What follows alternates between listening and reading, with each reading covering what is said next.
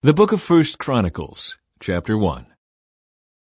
From Adam to Noah's sons. The descendants of Adam were Seth, Enosh, Kenan, Mahalalel, Jared, Enoch, Methuselah, Lamech, and Noah. The sons of Noah were Shem, Ham, and Japheth. Descendants of Japheth. The descendants of Japheth were Gomer, Magog, Madai, Javan, Tubal, Meshech, and Tiras. The descendants of Gomer were Ashkenaz, Riphath, and Togarmah. The descendants of Javan were Elisha, Tarshish, Kittim, and Rodanim. Descendants of Ham. The descendants of Ham were Cush, Mizraim, Put, and Canaan. The descendants of Cush were Seba, Havilah, Sabta, Raamah, and Sabteka. The descendants of Raamah were Sheba and Dedan. Cush was also the ancestor of Nimrod, who was the first heroic warrior on earth. Mizraim was the ancestor of the Ludites, Anamites, Lehabites, Naphtaites, Pathrasites, Cashalites, and the Caphtorites, from whom the Philistines came. Canaan's oldest son was Sidon, the ancestor of the Sidonians.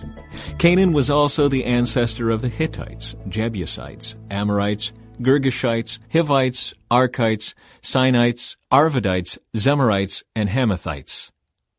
Descendants of Shem. The descendants of Shem were Elam, Asher, Arphaxad, Lud, and Aram. The descendants of Aram were Uz, Hul, Gether, and Mash. Arphaxad was the father of Shelah. Shelub was the father of Eber. Eber had two sons. The first was named Peleg, which means division, for during his lifetime the people of the world were divided into different language groups. His brother's name was Joktan. Joktan was the ancestor of Elmodad, Sheleph, Hazarmaveth, Jerah, Hadaram, Uzal, Dikla, Obal, Abimael, Sheba, Ophir, Havilah, and Jobab. All these were descendants of Joktan. So this is the family line descended from Shem: Arphaxad, Shelah, Eber, Peleg, Ru, Serug, Nahor, Terah, and Abram, later known as Abraham. Descendants of Abraham. The sons of Abraham were Isaac and Ishmael. These are their genealogical records. The sons of Ishmael were Nebaioth, the oldest, Kedar, Adbeel, Mibsam, Mishma, Duma, Massa, Hadad, Tema, Jeter, Naphish, and Kedemah. These were the sons of Ishmael. The sons of Keturah, Abraham's concubine, were Zimran, Jokshan, Medan, Midian, Ishbak, and Shua. The sons of Jokshan were Sheba and Dedan. The sons of Midian were Ephah, Epher, Hanek, Abida, and Eldah. All these were descendants of Abraham through his concubine, Keturah. Descendants of Isaac. Abraham was the father of Isaac. The sons of Isaac were Esau and Israel. Descendants of Esau. The sons of Esau were Eliphaz, Reuel, Jeush, Jalem, and Korah. The sons of Eliphaz were Teman, Omar, Zepho, Gatam, Kenaz, and Amalek, who was born to Timnah. The sons of Reuel were Nahath, Zerah, Shammah, and Mizah. Original peoples of Edom. The sons of Seir were Lotan, Shobal, Zibeon, Anah, Dishon, Ezer, and Dishan. The sons of Lotan were Hori and Heman. Lotan's sister was named Timnah. The sons of Shobal were Alvan, Manahath, Ebal, Shepho, and Onam. The sons of Zibeon were Ea and Anah. The son of Anah was Dishon. The sons of Dishon were Hemdan, Eshban, Ithran, and Karen. The sons of Ezer were Bilhan, Zeavan, and Achan. The sons of Dishan were Uz and Aaron. Rulers of Edom. These are the kings who ruled in Edom before there were kings in Israel. Bela, son of Beor, who ruled from his city of Dinhabah. When Bela died, Jobab, son of Zerah from Basra, became king. When Jobab died, Husham from the land of the Temanites became king. When Husham died, Hadad, son of Bedad, became king and ruled from the city of Avith. He was the one who destroyed the Midianite army in the land of Moab. When Hadad died, Samlah from the city of Masrekah became king. When Samlah died, Shul from the city of Rehoboth on the river became king. When Shul died, Baal-Hanan, son of Akbor, became king. When Baal-Hanan died, Hadad became king and ruled from the city of Pau. His wife was Mehetabel, the daughter of Matred and granddaughter of Mezahab. Then Hadad died. The clan leaders of Edom were Timnah, Alva, Jetheth, Aholibamah, Elah, Penan, Kenaz, Teman, Mibzar, Magdil, and Iram. These were the clan leaders of Edom. Chapter 2. Descendants of Israel. The sons of Israel were Reuben, Simeon, Levi, Judah, Issachar, Zebulun, Dan, Joseph, Benjamin, Naphtali, Gad, and Asher. Descendants of Judah. Judah had 3 sons from Bathshua, a Canaanite woman. Their names were Onan, and Shelah. But the Lord saw that the oldest son was a wicked man, so he killed him. Later Judah had twin sons from Tamar, his widowed daughter-in-law. Their names were Perez and Zerah. So Judah had 5 sons in all. The sons of Perez were Hezron and Hamul. The sons of Zerah were Zimri, Ethan, Heman, Calcol, and Darda, 5 in all. The son of Carmi, a descendant of Zimri, was Achan, who brought disaster on Israel by taking plunder that had been set apart for the Lord. The son of Ethan was Azariah. From Judah's grandson Hezron to David. The sons of Hezron were Jerahmeel, Ram, and Caleb. Ram was the father of Amminadab. Amminadab was the father of Nahshon, a leader of Judah. Nahshon was the father of Salmon. Salmon was the father of Boaz. Boaz was the father of Obed. Obed was the father of Jesse. Jesse's first son was Eliab. His second was Abinadab. His third was Shimei. His fourth was Nethanel. His fifth was Radai. His sixth was Azam. And his seventh was David. Their sisters were named Zuriah and Abigail. Zuriah had 3 sons named Abishai, Joab, and Asahel. Abigail married a man named Jether, an Ishmaelite, and they had a son named Amasa.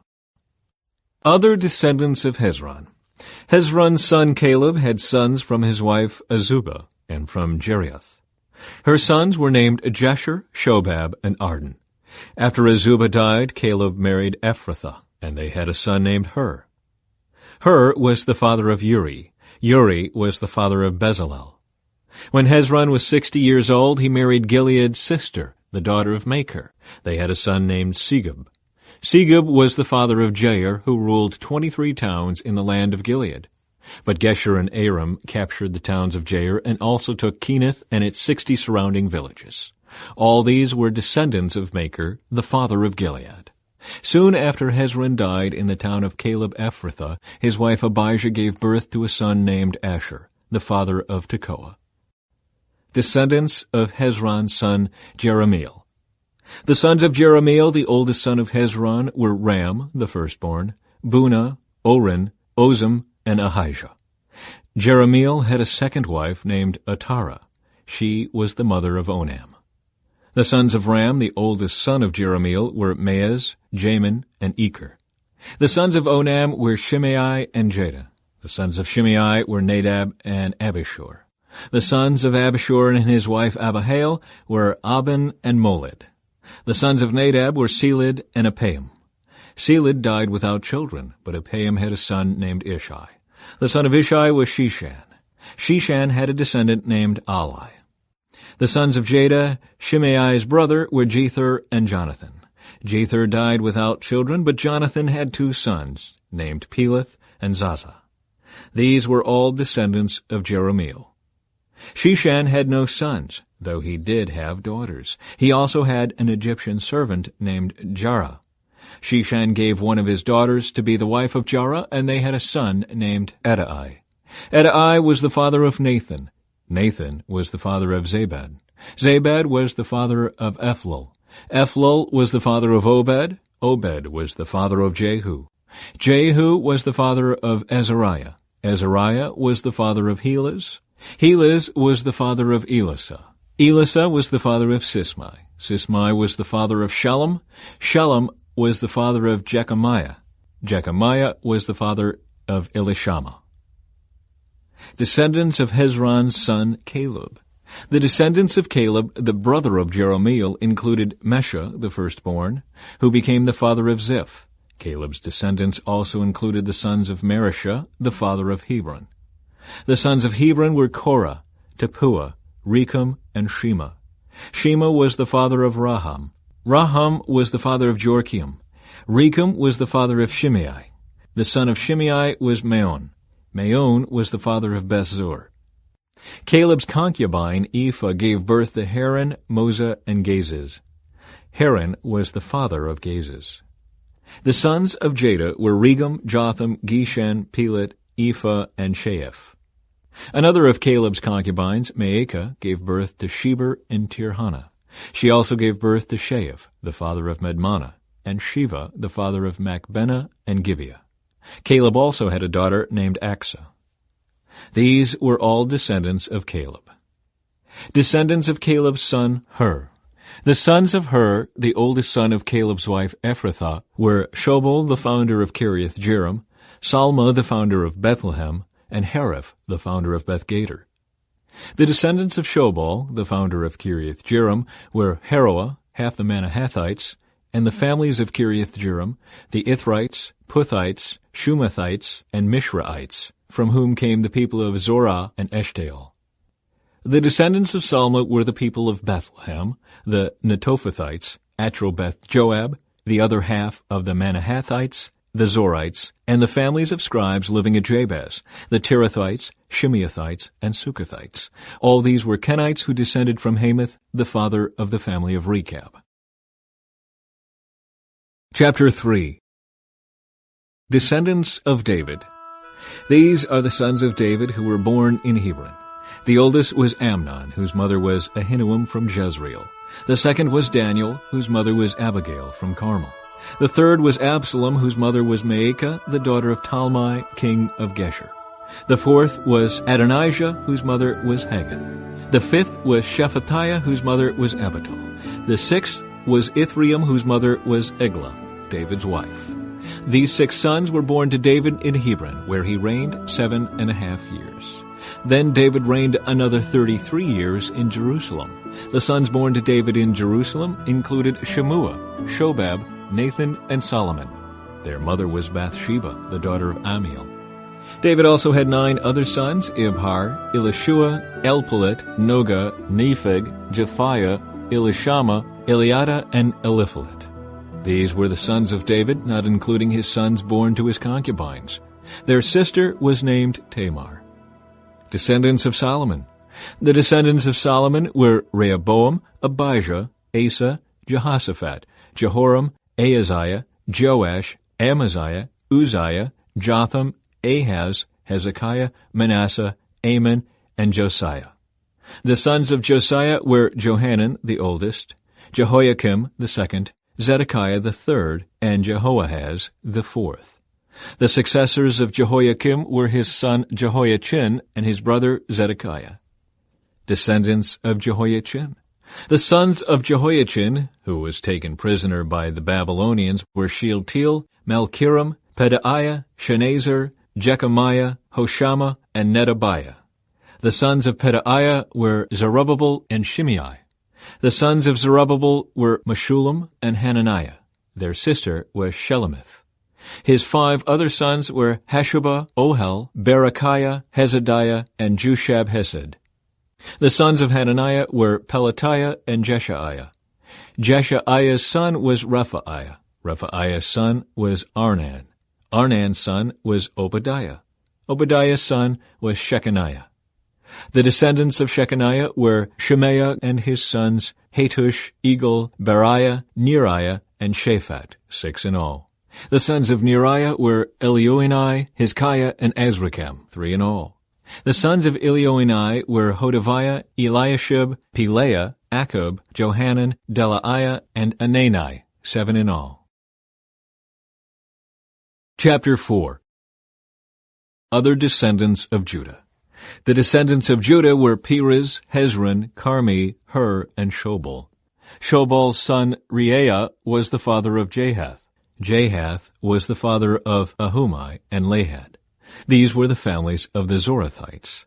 The descendants of Etam were Jezreel, Ishma, Idbash, their sister Hazelelponi, Penuel, the father of Gedor, and Ezer, the father of Husha.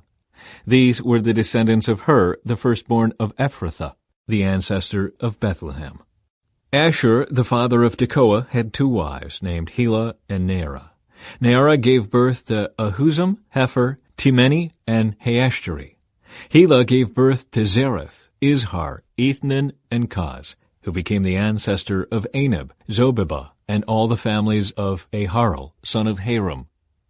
There was a man named Jabez who was more honorable than any of his brothers. His mother named him Jabez because his birth had been so painful.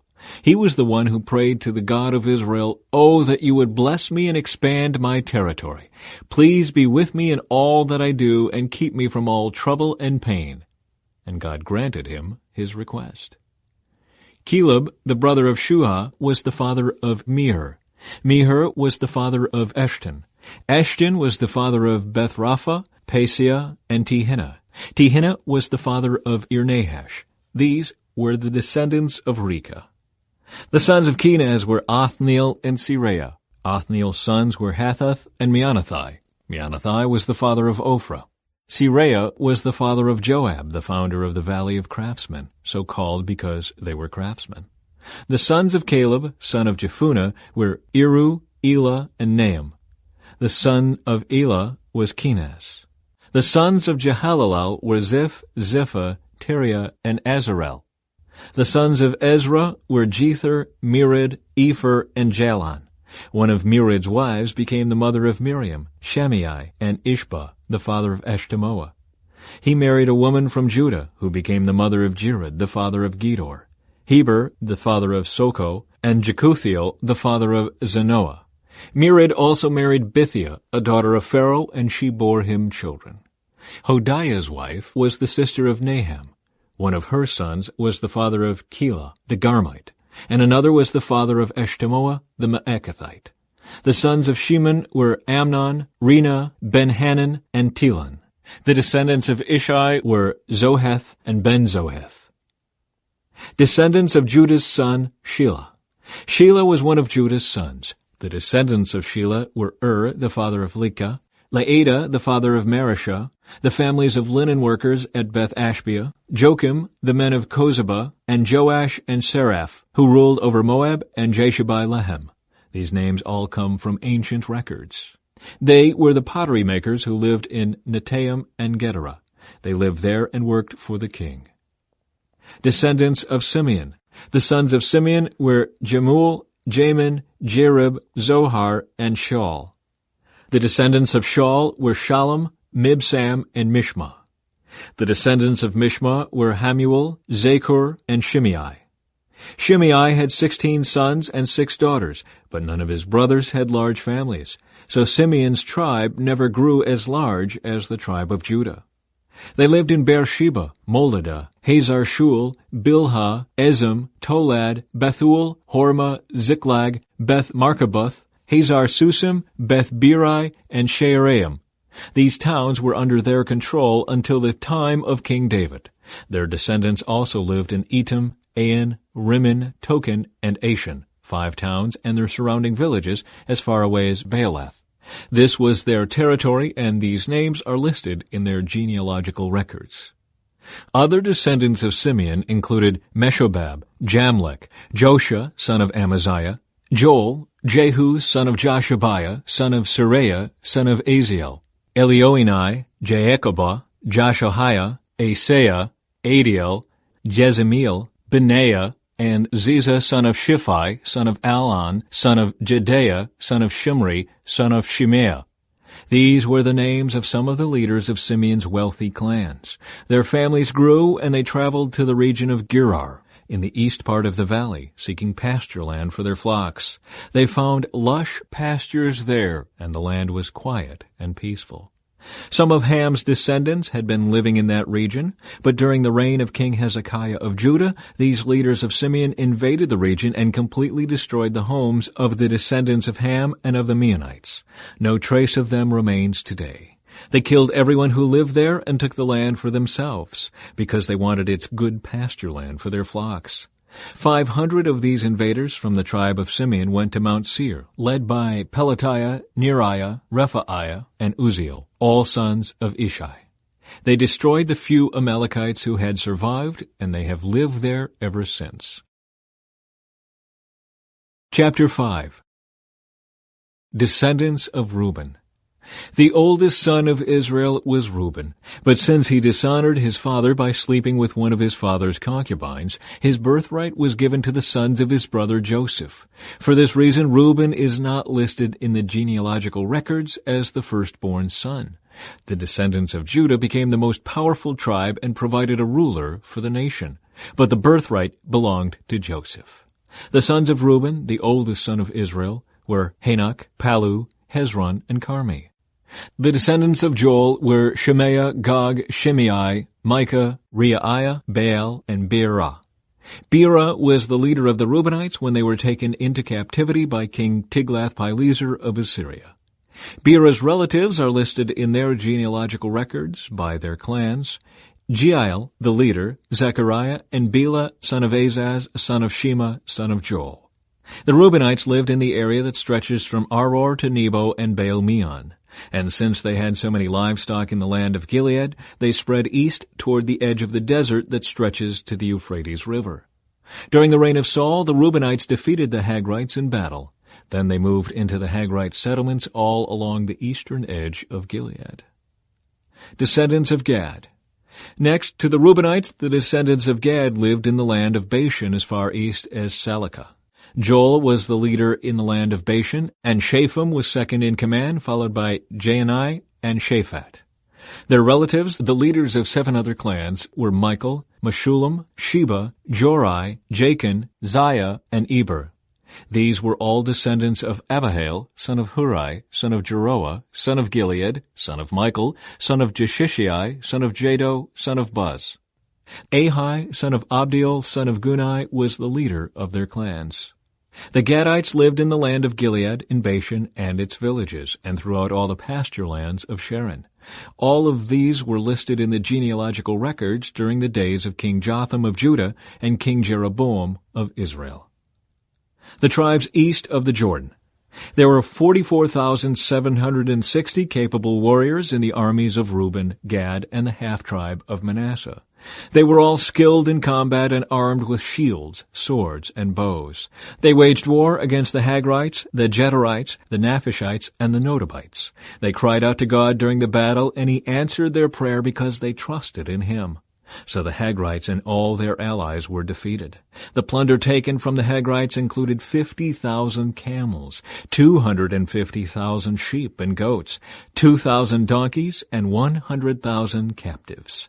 Many of the Hagrites were killed in the battle because God was fighting against them. The people of Reuben, Gad, and Manasseh lived in their land until they were taken into exile. The half-tribe of Manasseh was very large and spread through the land from Bashan to Baal-Hermon, Senir, and Mount Hermon. These were the leaders of their clans: Epher, Ishi, Eliel, Azriel, Jeremiah, Hodaviah, and Jediel. These men had a great reputation as mighty warriors and leaders of their clans. But these tribes were unfaithful to the God of their ancestors. They worshipped the gods of the nations that God had destroyed. So the God of Israel caused King Pul of Assyria, also known as Tiglath-Pileser, to invade the land and take away the people of Reuben, Gad, and the half-tribe of Manasseh as captives. The Assyrians exiled them to Halah, Habor, Hera, and the Gozan River, where they remain to this day. Chapter 6. The priestly line. The sons of Levi were Gershon, Kohath, and Merari. The descendants of Kohath included Amram, Izhar, Hebron, and Uzziel. The children of Amram were Aaron, Moses, and Miriam. The sons of Aaron were Nadab, Abihu, Eleazar, and Ithamar. Eleazar was the father of Phinehas. Phinehas was the father of Abishua. Abishua was the father of Bukai. Bukai was the father of Uzzi. Uzzi was the father of Zerahiah. Zerahiah was the father of Meraoth. Meraoth was the father of Amariah. Amariah was the father of Ahitub. Ahitub was the father of Zadok. Zadok was the father of Ahimaaz. Ahimaaz was the father of Azariah. Azariah was the father of Johanan. Johanan was the father of Azariah, the high priest at the temple built by Solomon in Jerusalem. Azariah was the father of Amariah. Amariah was the father of Ahitub. Ahitub was the father of Zadok. Zadok was the father of Shallum. Shallum was the father of Hilkiah. Hilkiah was the father of Azariah. Azariah was the father of Seraiah. Seraiah was the father of Jehozadak, who went into exile when the Lord sent the people of Judah and Jerusalem into captivity under Nebuchadnezzar. The Levite clans. The sons of Levi were Gershon, Kohath, and Merari. The descendants of Gershon included Libni and Shimei. The descendants of Kohath included Amram, Izhar, Hebron, and Uzziel. The descendants of Merari included Malai and Mushai. The following were the Levite clans listed according to their ancestral descent. The descendants of Gershon included Libni, Jahath, Zimmah, Joah, Iddo, Zerah, and Jeatherai. The descendants of Kohath included Aminadab, Korah, Asur, Elkanah, Abiasaph, Aser, Tahath, Uriel, Uzziah, and Shaul. The descendants of Elkanah included Amasai, Ahimath, Elkanah, Zophai, Nahath, Eliab, Jeroam, Elkanah, and Samuel. The sons of Samuel were Joel, the older, and Abijah, the second. The descendants of Merari included Malai, Libni, Shimei, Uzzah, Shimeah, Haggiah, and Asaiah. The temple musicians. David assigned the following men to lead the music at the house of the Lord after the ark was placed there. They ministered with music at the tabernacle until Solomon built the temple of the Lord in Jerusalem. They carried out their work, following all the regulations handed down to them. These are the men who served along with their sons. Heman, the musician, was from the clan of Kohath. His genealogy was traced back through Joel, Samuel, Elkanah, Jeroam, Eliel, Toah, Zuph, Elkanah, Mahath, Amasai, Elkanah, Joel, Azariah, Zephaniah, Tahath, Aser, Abiasaph, Korah, Izhar, Kohath, Levi, and Israel. Heman's first assistant was Asaph from the clan of Gershon. Asaph's genealogy was traced back through Berechiah, Shimei, Michael, Baasiah, Malchijah, Ethni, Zerah, Adaiah, Ethan, Zimmah, Shimei, Jahath, Gershon, and Levi. Heman's second assistant was Ethan from the clan of Merari. Ethan's genealogy was traced back through Kishai, Abdi, Malach, Hashabiah, Amaziah, Hilkiah, Amzi, Bani, Shemer, Malai, Mushai, Merari, and Levi. Their fellow Levites were appointed to various other tasks in the tabernacle, the house of God. Aaron's descendants. Only Aaron and his descendants served as priests. They presented the offerings on the altar of burnt offering and the altar of incense, and they performed all the other duties related to the most holy place. They made atonement for Israel by doing everything that Moses, the servant of God, had commanded them. The descendants of Aaron were Eleazar, Phinehas, Abishua, Bukai, Uzzi, Zerahiah, Meraiah, Amariah, Ahitub, Zadok, and Ahimaaz. Territory for the Levites. This is a record of the towns and territory assigned by means of sacred lots to the descendants of Aaron, who were from the clan of Kohath. This territory included Hebron and its surrounding pasture lands in Judah. But the fields and outlying areas belonging to the city were given to Caleb, son of Jephunneh. So the descendants of Aaron were given the following towns, each with its pasture lands: Hebron, a city of refuge; Libnah, Jatir, Eshtemoa, Holon, Deber, Ain, Juttah, and Beth-Shemesh. And from the territory of Benjamin they were given Gibeon, Geba, Alameth, and Anathoth, each with its pasture lands. So 13 towns were given to the descendants of Aaron. The remaining descendants of Kohath received 10 towns from the territory of the half-tribe of Manasseh by means of sacred lots. The descendants of Gershon received by sacred lots 13 towns from the territories of Issachar, Asher, Naphtali, and from the Bashan area of Manasseh east of the Jordan. The descendants of Merari received by sacred lots 12 towns from the territories of Reuben, Gad, and Zebulun. So the people of Israel assigned all these towns and pasture lands to the Levites. The towns in the territories of Judah, Simeon, and Benjamin, mentioned above, were assigned to them by means of sacred lots. The descendants of Kohath were given the following towns from the territory of Ephraim, each with its pasture lands: Shechem, a city of refuge in the hill country of Ephraim; Gezer, Jokmeam, Beth-horon, Ajalon, and Gath-rimmon. The remaining descendants of Kohath were assigned the towns of Aner and Bileam from the territory of the half-tribe of Manasseh, each with its pasture lands. The descendants of Gershon received the towns of Golan in Bashan and Ashtaroth from the territory of the half-tribe of Manasseh, each with its pasture lands. From the territory of Issachar they were given Kedesh, Dabereth, Ramoth, and Anam, each with its pasture lands. From the territory of Asher they received Marshall, Abdon, Hukok, and Rehob, each with its pasture lands. From the territory of Naphtali they were given Kedesh in Galilee, Haman, and Kiriathaim, each with its pasture lands. The remaining descendants of Merari received the towns of Jokneam, Karta, Rimmon, and Tabor from the territory of Zebulun, each with its pasture lands. From the territory of Reuben, east of the Jordan River, opposite Jericho, they received Bezer, a desert town, Jahaz, Kedemoth, and Mephaath, each with its pasture lands. And from the territory of Gad they received Ramoth in Gilead, Mahanaim, Heshbon, and Jazer, each with its pasture lands. Chapter 7. Descendants of Issachar. The four sons of Issachar were Tola, Puah, Jashub, and Shimron. The sons of Tola were Uzai, Rephaiah, Jeriel, Jemai, Ibsam, and Shemuel. Each of them was the leader of an ancestral clan. At the time of King David, the total number of mighty warriors listed in the records of these clans was 22,600. The son of Uzai was Israiah. The sons of Israiah were Michael, Obadiah, Joel, and Ishiah. These five became the leaders of clans. All of them had many wives and many sons, so the total number of men available for military service among their descendants was 36,000. The total number of mighty warriors from all the clans of the tribe of Issachar was 87,000. All of them were listed in their genealogical records. Descendants of Benjamin. 3 of Benjamin's sons were Bela, Becher, and Jediael. The 5 sons of Bela were Esbon, Uzai, Uzziel, Jeremoth, and Eri. Each of them was the leader of an ancestral clan. The total number of mighty warriors from these clans was 22,034, as listed in their genealogical records. The sons of Becher were Zemira, Joash, Eliezer, Elioenai, Omri, Jeremoth, Abijah, Anathoth, and Alameth. Each of them was the leader of an ancestral clan.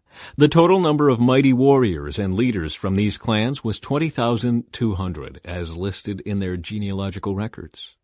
The son of Jediael was Bilhan. The sons of Bilhan were Jeush, Benjamin, Ehud, Kenaanah, Zethan, Tarshish, and Ahashahar.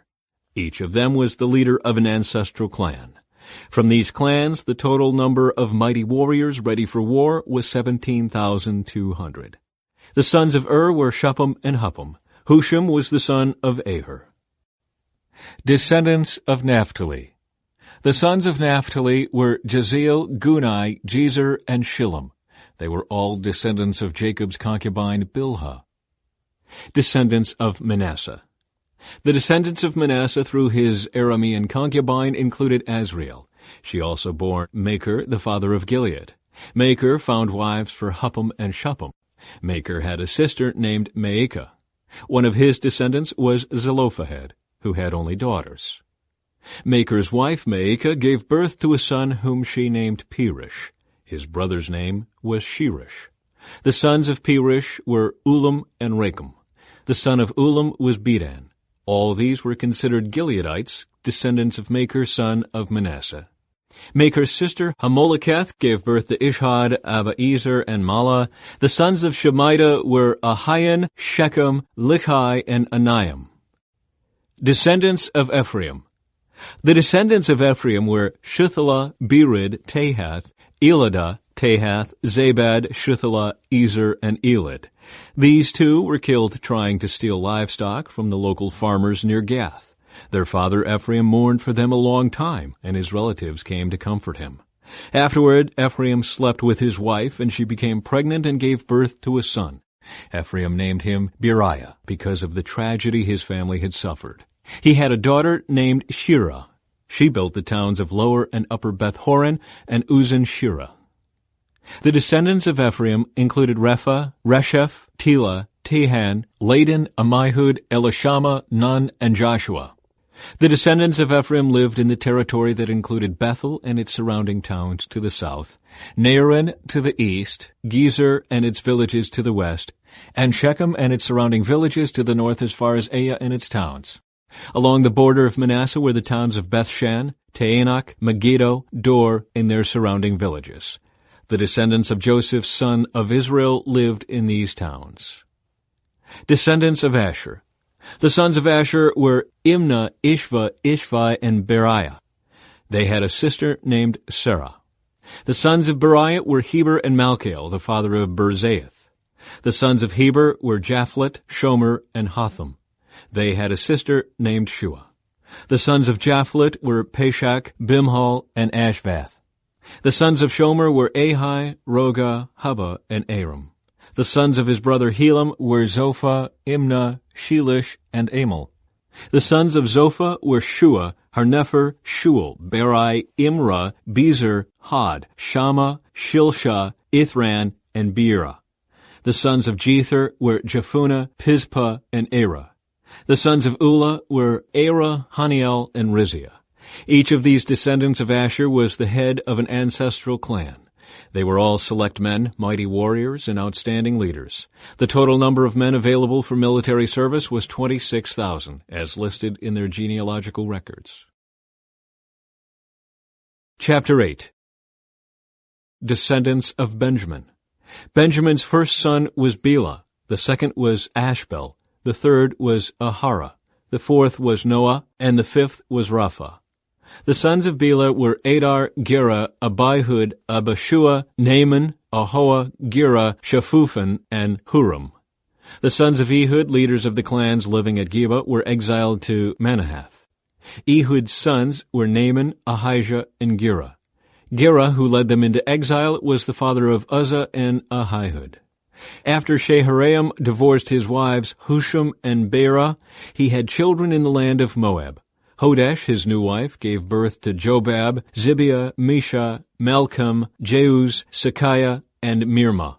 These sons all became the leaders of clans. Shaharaim's wife Husham had already given birth to Abitub and Elpaal.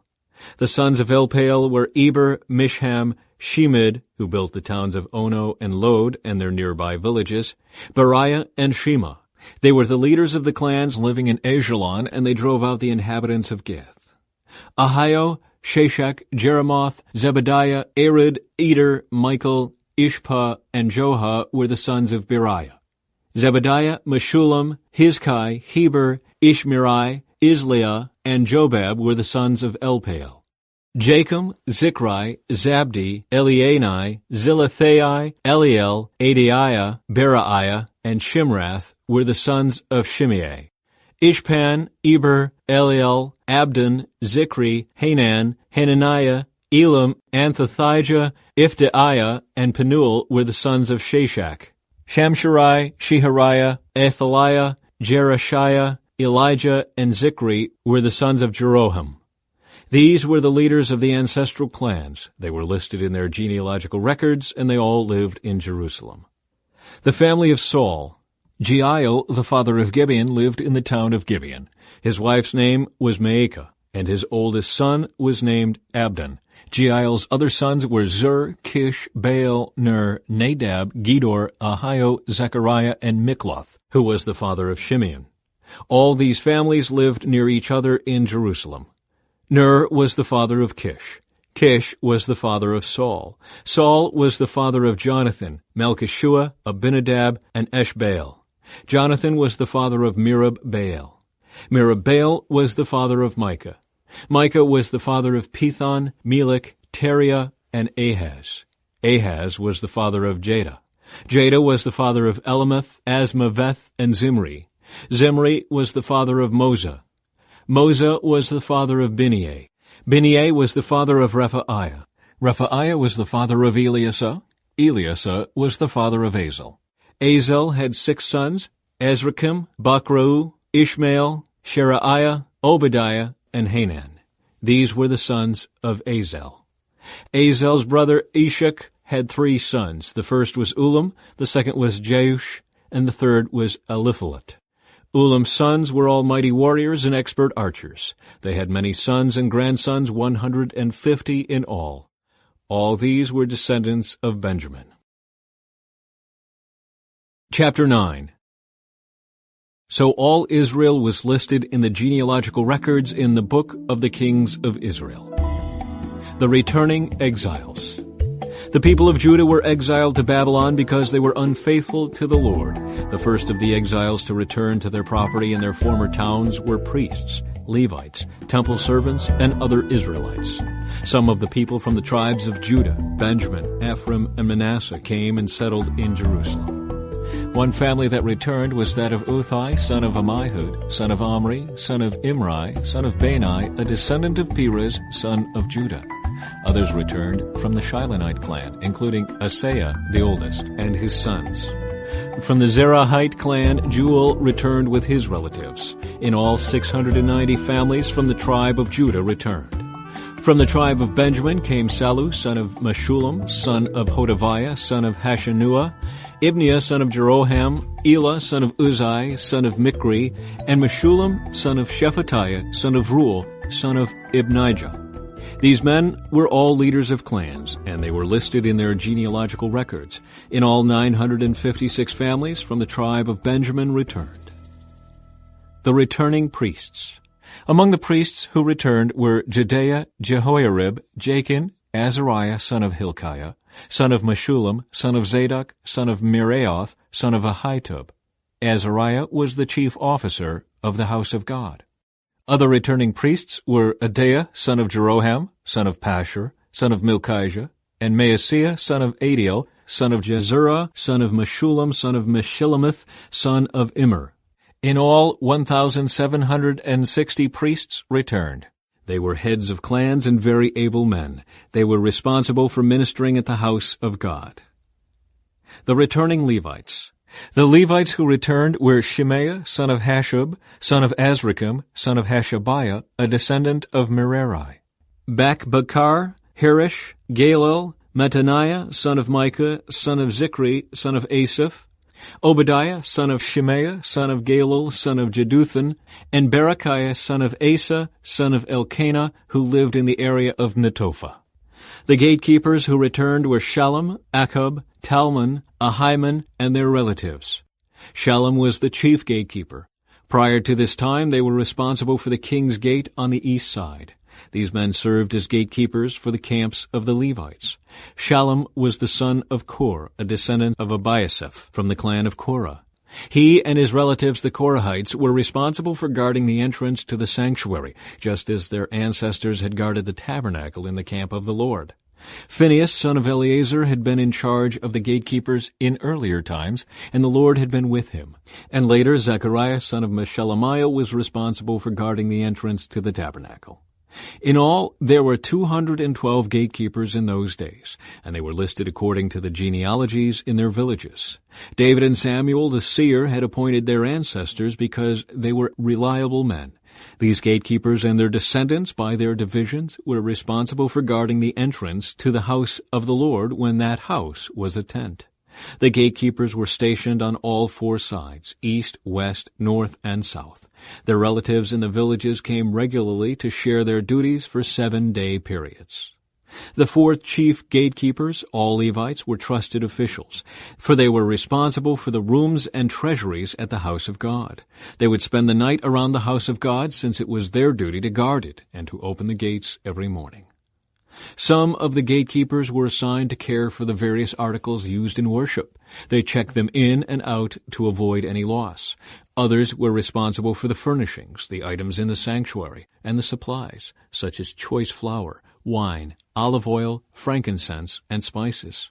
But it was the priests who blended the spices. Mattathiah, a Levite and the oldest son of Shallum the Korahite, was entrusted with baking the bread used in the offerings, and some members of the clan of Kohath were in charge of preparing the bread to be set on the table each Sabbath day. The musicians, all prominent Levites, lived at the temple. They were exempt from other responsibilities, since they were on duty at all hours. All these men lived in Jerusalem. They were the heads of Levite families and were listed as prominent leaders in their genealogical records. King Saul's family tree. Jeiel, the father of Gibeon, lived in the town of Gibeon.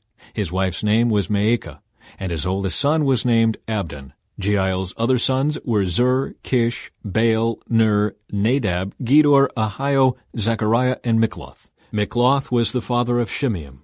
All these families lived near each other in Jerusalem.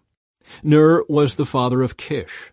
Kish was the father of Saul. Saul was the father of Jonathan, Malchishua, Abinadab, and Eshbaal. Jonathan was the father of Merib-Baal. Merib-Baal was the father of Micah. The sons of Micah were Pithon, Melech, Tariah, and Ahaz. Ahaz was the father of Jada. Jada was the father of Alameth, Asmaveth, and Zimri. Zimri was the father of Moza. Moza was the father of Bineah. Bineah's son was Rephaiah. Rephaiah's son was Eleasah. Eleasah's son was Azel. Azel had 6 sons, whose names were Azrikam, Bokeru, Ishmael, Sheariah, Obadiah, and Hanan. These were the sons of Azel. Chapter 10. The death of King Saul. Now the Philistines attacked Israel, and the men of Israel fled before them. Many were slaughtered on the slopes of Mount Gilboa. The Philistines closed in on Saul and his sons, and they killed 3 of his sons, Jonathan, Abinadab, and Malchishua. The fighting grew very fierce around Saul, and the Philistine archers caught up with him and wounded him. Saul groaned to his armor-bearer, "Take your sword and kill me before these pagan Philistines come to taunt and torture me." But his armor-bearer was afraid and would not do it.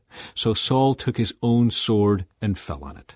When his armor-bearer realized that Saul was dead, he fell on his own sword and died. So Saul and his 3 sons died there together, bringing his dynasty to an end. When all the Israelites in the Jezreel valley saw that their army had fled, and that Saul and his sons were dead, they abandoned their towns and fled. So the Philistines moved in and occupied their towns. The next day, when the Philistines went out to strip the dead, they found the bodies of Saul and his sons on Mount Gilboa. So they stripped off Saul's armor and cut off his head. Then they proclaimed the good news of Saul's death before their idols and to the people throughout the land of Philistia. They placed his armor in the temple of their gods, and they fastened his head to the temple of Dagon. But when everyone in Jabesh-Gilead heard about everything the Philistines had done to Saul, all their mighty warriors brought the bodies of Saul and his sons back to Jabesh. Then they buried their bones beneath the great tree at Jabesh, and they fasted for 7 days. So Saul died because he was unfaithful to the Lord. He failed to obey the Lord's command, and he even consulted a medium instead of asking the Lord for guidance. So the Lord killed him and turned the kingdom over to David, son of Jesse. Chapter 11. David becomes king of all Israel. Then all Israel gathered before David at Hebron and told him, "We are your own flesh and blood. In the past, even when Saul was king, you were the one who really led the forces of Israel. And the Lord your God told you, 'You will be the shepherd of my people Israel. You will be the leader of my people Israel.'" So there at Hebron, David made a covenant before the Lord with all the elders of Israel, and they anointed him king of Israel, just as the Lord had promised through Samuel. David captures Jerusalem. Then David and all Israel went to Jerusalem, or Jebus, as it used to be called, where the Jebusites, the original inhabitants of the land, were living. The people of Jebus taunted David, saying, "You'll never get in here." But David captured the fortress of Zion, which is now called the City of David. David had said to his troops, "Whoever is first to attack the Jebusites will become the commander of my armies." And Joab, the son of David's sister Zeruiah, was first to attack, so he became the commander of David's armies. David made the fortress his home, and that is why it is called the City of David. He extended the city from the supporting terraces to the surrounding area, while Joab rebuilt the rest of Jerusalem. And David became more and more powerful, because the Lord of heaven's armies was with him. David's mightiest warriors. These are the leaders of David's mighty warriors. Together with all Israel, they decided to make David their king, just as the Lord had promised concerning Israel. Here is the record of David's mightiest warriors. The first was Jashobeam the Hakmonite, who was leader of the 3, the mightiest warriors among David's men. He once used his spear to kill 300 enemy warriors in a single battle. Next in rank among the 3 was Eleazar son of Dodai, a descendant of Ahoah. He was with David in the battle against the Philistines at Pas Dammim. The battle took place in a field full of barley, and the Israelite army fled. But Eleazar and David held their ground in the middle of the field and beat back the Philistines. So the Lord saved them by giving them a great victory. Once when David was at the rock near the cave of Adullam, the Philistine army was camped in the valley of Rephaim. The 3, who were among the 30, an elite group among David's fighting men, went down to meet him there. David was staying in the stronghold at the time, and a Philistine detachment had occupied the town of Bethlehem. David remarked longingly to his men, "Oh, how I would love some of that good water from the well by the gate in Bethlehem." So the 3 broke through the Philistine lines, drew some water from the well by the gate in Bethlehem, and brought it back to David. But David refused to drink it. Instead, he poured it out as an offering to the Lord. "God forbid that I should drink this," he exclaimed. "This water is as precious as the blood of these men who risked their lives to bring it to me." So David did not drink it. These are examples of the exploits of the 3. David's 30 mighty men. Abishai, the brother of Joab, was the leader of the 30. He once used his spear to kill 300 enemy warriors in a single battle. It was by such feats that he became as famous as the 3. Abishai was the most famous of the 30 and was their commander, though he was not one of the 3. There was also Benaiah son of Jehoiada, a valiant warrior from Kabzeel. He did many heroic deeds, which included killing 2 champions of Moab. Another time, on a snowy day, he chased a lion down into a pit and killed it. Once, armed only with a club, he killed an Egyptian warrior who was 7.5 feet tall, and whose spear was as thick as a weaver's beam. Benaiah wrenched the spear from the Egyptian's hand and killed him with it. Deeds like these made Benaiah as famous as the 3 mightiest warriors. He was more honored than the other members of the 30, though he was not one of the 3. And David made him captain of his bodyguard. David's mighty warriors also included Asahel, Joab's brother, Elhanan, son of Dodo, from Bethlehem, Shammah from Harod, Heliz from Pelon, Ira, son of Ikish, from Tekoa, Abiezer from Anathoth, Sibbecai from Husha, Zalmon from Ahoah, Maharai from Netophah, Helid, son of Baanah, from Netophah, Ithai, son of Ribai, from Gibeah, in the land of Benjamin, Benaiah from Pirathon, Hurai from near Nahal Gaash, Abi-Albon from Arabah, Asmaveth from Bahurim, Elabah from Shaalbon, the sons of Jashan from Gizon, Jonathan, son of Shagi, from Harar, Ahiam, son of Shear, from Hair, Eliphel, son of Hefer from Mikirah, Ahijah from Pelon, Hezro from Carmel, Paarai, son of Ezbai, Joel, the brother of Nathan, Mibhar, son of Hagri, Zelek from Ammon, Naharai from Beeroth, Joab's armor-bearer, Ira from Jatir, Gareb from Jatir, Uriah the Hittite, Zabad, son of Ali, Adinah, son of Shiza, the Reubenite leader, who had 30 men with him, Hanan, son of Maacah, Joshaphat from Mithna, Uzziah from Ashtaroth, Shammah and Jeiel, the sons of Hotham, from Aror, Jediel, son of Shimri, Joah, his brother, from Tiz, Eliel from Mehavah, Jerubiah and Joshaviah, the sons of Elnaam, Ithma from Moab, Eliel and Obed, Jaziel from Zobah. Chapter 12. Warriors join David's army. The following men joined David at Ziklag while he was hiding from Saul, son of Kish. They were among the warriors who fought beside David in battle. All of them were expert archers, and they could shoot arrows or sling stones with their left hand as well as their right. They were all relatives of Saul from the tribe of Benjamin. Their leader was Ahiezer, son of Shemaiah from Gibeah. His brother Joash was second in command. These were the other warriors: Jeziel and Pelet, sons of Asmaveth; Berekah; Jehu from Anathoth; Ishmaiah from Gibeon, a famous warrior and leader among the 30; Jeremiah, Jahaziel, Johanan, and Jozabad from Gedera; Eluzai, Jeremoth, Bealiah, Shemariah, and Shephatiah from Haroph; Elkanah, Ishiah, Azrael, Jozer, and Jashabim, who were Korahites; Jola and Zebediah, sons of Jeroam, from Gedor.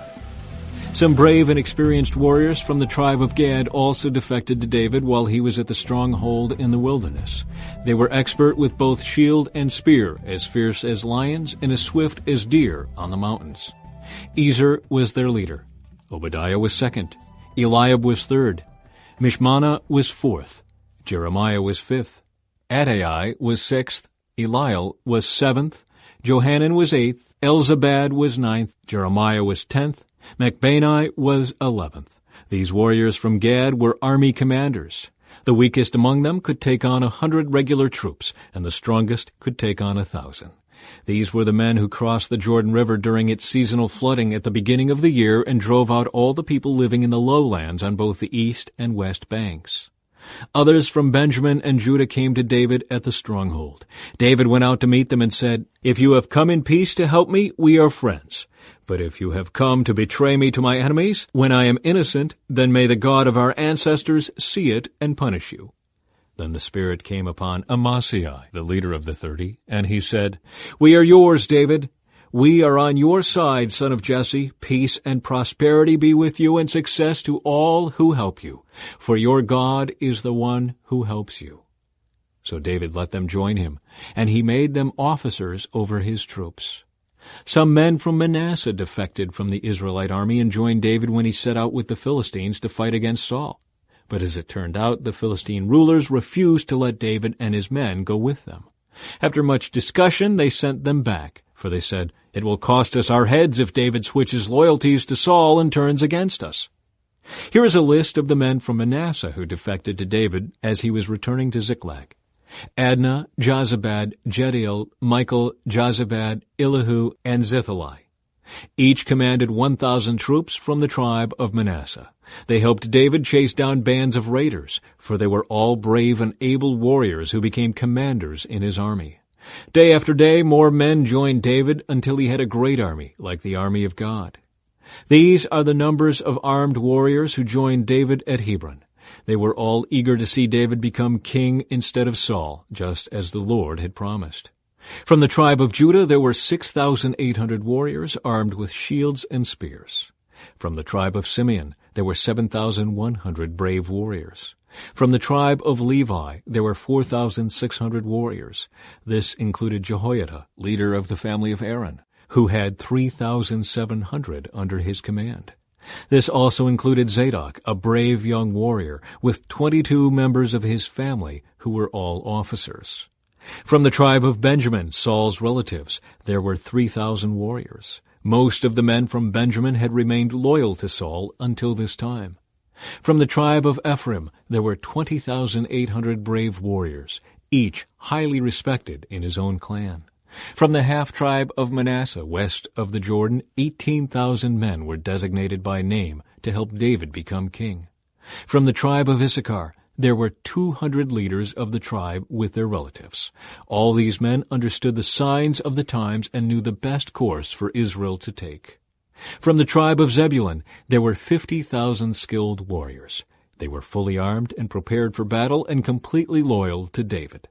From the tribe of Naphtali, there were 1,000 officers and 37,000 warriors armed with shields and spears. From the tribe of Dan, there were 28,600 warriors, all prepared for battle. From the tribe of Asher, there were 40,000 trained warriors, all prepared for battle. From the east side of the Jordan River, where the tribes of Reuben and Gad and the half-tribe of Manasseh lived, there were 120,000 troops armed with every kind of weapon. All these men came in battle array to Hebron with the single purpose of making David the king over all Israel. In fact, everyone in Israel agreed that David should be their king. They feasted and drank with David for 3 days, for preparations had been made by their relatives for their arrival. And people from as far away as Issachar, Zebulun, and Naphtali brought food on donkeys, camels, mules, and oxen. Vast supplies of flour, fig cakes, clusters of raisins, wine, olive oil, cattle, sheep, and goats were brought to the celebration. There was great joy throughout the land of Israel. Chapter 13. David attempts to move the ark. David consulted with all his officials, including the generals and captains of his army. Then he addressed the entire assembly of Israel as follows: If you approve, and if it is the will of the Lord our God, let us send messages to all the Israelites throughout the land, including the priests and Levites in their towns and pasture lands. Let us invite them to come and join us. It is time to bring back the ark of our God, for we neglected it during the reign of Saul. The whole assembly agreed to this, for the people could see it was the right thing to do. So David summoned all Israel, from the Shihor brook of Egypt in the south all the way to the town of Lebo-Hamath in the north, to join in bringing the ark of God from Kiriath-Jearim. Then David and all Israel went to Baalah of Judah, also called Kiriath-Jearim, to bring back the ark of God, which bears the name of the Lord who is enthroned between the cherubim. They placed the ark of God on a new cart and brought it from Abinadab's house. Uzzah and Ahio were guiding the cart. David and all Israel were celebrating before God with all their might, singing songs and playing all kinds of musical instruments, lyres, harps, tambourines, cymbals, and trumpets. But when they arrived at the threshing floor of Nacon, the oxen stumbled, and Uzzah reached out his hand to steady the ark. Then the Lord's anger was aroused against Uzzah, and he struck him dead because he had laid his hand on the ark. So Uzzah died there in the presence of God. David was angry because the Lord's anger had burst out against Uzzah. He named that place Perez Uzzah, which means to burst out against Uzzah, as it is still called today. David was now afraid of God, and he asked, "How can I ever bring the ark of God back into my care?" So David did not move the ark into the city of David. Instead, he took it to the house of Obed-Edom of Gath. The ark of God remained there in Obed-Edom's house for 3 months, and the Lord blessed the household of Obed-Edom and everything he owned. Chapter 14. David's palace and family. Then King Hiram of Tyre sent messengers to David along with cedar timber and stonemasons and carpenters to build him a palace. And David realized that the Lord had confirmed him as king over Israel and had greatly blessed his kingdom for the sake of his people Israel. Then David married more wives in Jerusalem, and they had more sons and daughters. These are the names of David's sons who were born in Jerusalem: Shemua, Shobab, Nathan, Solomon, Ibhar, Elishua, Elpalet, Noga, Nepheg, Japhiah, Elishama, Eliada, and Eliphalet. David conquers the Philistines. When the Philistines heard that David had been anointed king over all Israel, they mobilized all their forces to capture him. But David was told they were coming, so he marched out to meet them. The Philistines arrived and made a raid in the valley of Rephaim. So David asked God, "Should I go out to fight the Philistines? Will you hand them over to me?" The Lord replied, "Yes, go ahead. I will hand them over to you." So David and his troops went up to Baal-perazim and defeated the Philistines there. "God did it," David exclaimed. "He used me to burst through my enemies like a raging flood." So they named that place Baal-perazim, which means the Lord who bursts through. The Philistines had abandoned their gods there, so David gave orders to burn them. But after a while, the Philistines returned and raided the valley again. And once again David asked God what to do. "Do not attack them straight on," God replied. "Instead, circle around behind and attack them near the poplar trees. When you hear a sound like marching feet in the tops of the poplar trees, go out and attack. That will be the signal that God is moving ahead of you to strike down the Philistine army." So David did what God commanded, and they struck down the Philistine army all the way from Gibeon to Gezer. So David's fame spread everywhere, and the Lord caused all the nations to fear David. Chapter 15. Preparing to move the ark. David now built several buildings for himself in the city of David. He also prepared a place for the ark of God and set up a special tent for it. Then he commanded, "No one except the Levites may carry the ark of God. The Lord has chosen them to carry the ark of the Lord and to serve him forever." Then David summoned all Israel to Jerusalem to bring the ark of the Lord to the place he had prepared for it. This is the number of the descendants of Aaron, the priests, and the Levites who were called together. From the clan of Kohath, 120, with Uriel as their leader. From the clan of Merari, 220, with Asahiah as their leader. From the clan of Gershon, 130, with Joel as their leader. From the descendants of Elizaphan, 200, with Shemaiah as their leader. From the descendants of Hebron, 80, with Eliel as their leader. From the descendants of Uzziel, 112, with Aminadab as their leader. Then David summoned the priests Zadok and Abiathar, and these Levite leaders, Uriel, Asaiah, Joel, Shemaiah, Eliel, and Aminadab. He said to them, "You are the leaders of the Levite families. You must purify yourselves and all your fellow Levites, so you can bring the ark of the Lord, the God of Israel, to the place I have prepared for it. Because you Levites did not carry the ark the first time, the anger of the Lord our God burst out against us. We failed to ask God how to move it properly." So the priests and the Levites purified themselves in order to bring the ark of the Lord, the God of Israel, to Jerusalem. Then the Levites carried the ark of God on their shoulders with its carrying poles, just as the Lord had instructed Moses. David also ordered the Levite leaders to appoint a choir of Levites who were singers and musicians to sing joyful songs to the accompaniment of harps, lyres, and cymbals. So the Levites appointed Heman, son of Joel, along with his fellow Levites, Asaph, son of Berechiah, and Ethan, son of Cushiah, from the clan of Merari. The following men were chosen as their assistants: Zechariah, Jahaziel, Shemiramoth, Jehiel, Unai, Eliab, Benaiah, Maaseiah, Mattithiah, Eliphalahu, Micniah, and the gatekeepers Obed-Edom and Jeiel. The musicians, Heman, Asaph, and Ethan, were chosen to sound the bronze cymbals. Zechariah, Aziel, Shemiramoth, Jehiel, Unai, Eliab, Maaseiah, and Benaiah were chosen to play the harps.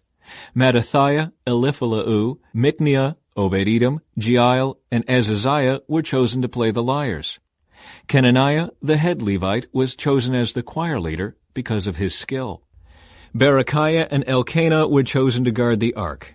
Shebaniah, Joshaphat, Nethanel, Amasai, Zechariah, Benaiah, and Eleazar, all of whom were priests, were chosen to blow the trumpets as they marched in front of the ark of God. Obed-Edom and Jehiah were chosen to guard the ark. Moving the ark to Jerusalem. Then David and the elders of Israel and the generals of the army went to the house of Obed-Edom to bring the ark of the Lord's covenant up to Jerusalem with a great celebration. And because God was clearly helping the Levites as they carried the ark of the Lord's covenant, they sacrificed 7 bulls and 7 rams. David was dressed in a robe of fine linen, as were all the Levites who carried the ark, and also the singers, and Kenaniah the choir leader. David was also wearing a priestly garment. So all Israel brought up the ark of the Lord's covenant with shouts of joy, the blowing of ram's horns and trumpets, the crashing of cymbals, and loud playing on harps and lyres. But as the ark of the Lord's covenant entered the city of David, Michal, the daughter of Saul, looked down from her window. When she saw King David skipping about and laughing with joy, she was filled with contempt for him. Chapter 16. They brought the ark of God and placed it inside the special tent David had prepared for it. And they presented burnt offerings and peace offerings to God. When he had finished his sacrifices, David blessed the people in the name of the Lord. Then he gave to every man and woman in all Israel a loaf of bread, a cake of dates, and a cake of raisins. David appointed the following Levites to lead the people in worship before the ark of the Lord, to invoke his blessings, to give thanks, and to praise the Lord, the God of Israel. Asaph, the leader of this group, sounded the cymbals. Second to him was Zechariah, followed by Jeiel, Shemiramoth, Jehiel, Mattithiah, Eliab, Benaiah, Obed-Edom, and Jeiel. They played the harps and lyres. The priests Benaiah and Jehaziel played the trumpets regularly before the Ark of God's covenant. David's Song of Praise. On that day, David gave to Asaph and his fellow Levites this song of thanksgiving to the Lord. Give thanks to the Lord and proclaim his greatness. Let the whole world know what he has done. Sing to him, yes, sing his praises. Tell everyone about his wonderful deeds. Exalt in his holy name. Rejoice, you who worship the Lord. Search for the Lord and for his strength. Continually seek him. Remember the wonders he has performed, his miracles, and the rulings he has given. You children of his servant Israel, you descendants of Jacob, his chosen ones. He is the Lord our God. His justice is seen throughout the land. Remember his covenant forever, the commitment he made to 1,000 generations. This is the covenant he made with Abraham, and the oath he swore to Isaac. He confirmed it to Jacob as a decree, and to the people of Israel as a never-ending covenant. I will give you the land of Canaan as your special possession. He said this when you were few in number, a tiny group of strangers in Canaan. They wandered from nation to nation, from one kingdom to another, yet he did not let anyone oppress them. He warned kings on their behalf, "Do not touch my chosen people, and do not hurt my prophets." Let the whole earth sing to the Lord. Each day proclaim the good news that he saves. Publish his glorious deeds among the nations. Tell everyone about the amazing things he does. Great is the Lord. He is most worthy of praise. He is to be feared above all gods. The gods of other nations are mere idols, but the Lord made the heavens. Honor and majesty surround him. Strength and joy fill his dwelling. O nations of the world, recognize the Lord. Recognize that the Lord is glorious and strong. Give to the Lord the glory he deserves. Bring your offering and come into his presence. Worship the Lord in all his holy splendor. Let all the earth tremble before him. The world stands firm and cannot be shaken. Let the heavens be glad and the earth rejoice. Tell all the nations the Lord reigns. Let the sea and everything in it shout his praise. Let the fields and their crops burst out with joy. Let the trees of the forest rustle with praise, for the Lord is coming to judge the earth. Give thanks to the Lord, for he is good. His faithful love endures forever. Cry out, "Save us, O God of our salvation." Gather and rescue us from among the nations, so we can thank your holy name and rejoice and praise you. Praise the Lord, the God of Israel, who lives from everlasting to everlasting. And all the people shouted, Amen, and praised the Lord. Worship at Jerusalem and Gibeon. David arranged for Asaph and his fellow Levites to serve regularly before the Ark of the Lord's covenant, doing whatever needed to be done each day. This group included Obed-Edom, son of Jeduthun, Hosah, and 68 other Levites as gatekeepers. Meanwhile, David stationed Zadok the priest and his fellow priests at the tabernacle of the Lord at the place of worship in Gibeon, where they continued to minister before the Lord. They sacrificed the regular burnt offerings to the Lord each morning and evening on the altar set aside for that purpose, obeying everything written in the law of the Lord as he had commanded Israel. David also appointed Heman, Jeduthun, and the others chosen by name to give thanks to the Lord, for his faithful love endures forever. They used their trumpets, cymbals, and other instruments to accompany their songs of praise to God. And the sons of Jeduthun were appointed as gatekeepers. Then all the people returned to their homes, and David turned and went home to bless his own family. Chapter 17. The Lord's covenant promise to David. When David was settled in his palace, he summoned Nathan the prophet. "Look," David said, "I am living in a beautiful cedar palace, but the ark of the Lord's covenant is out there under a tent." Nathan replied to David, "Do whatever you have in mind, for God is with you." But that same night God said to Nathan, "Go and tell my servant David, this is what the Lord has declared. You are not the one to build a house for me to live in. I have never lived in a house from the day I brought the Israelites out of Egypt until this very day. My home has always been a tent, moving from one place to another in a tabernacle.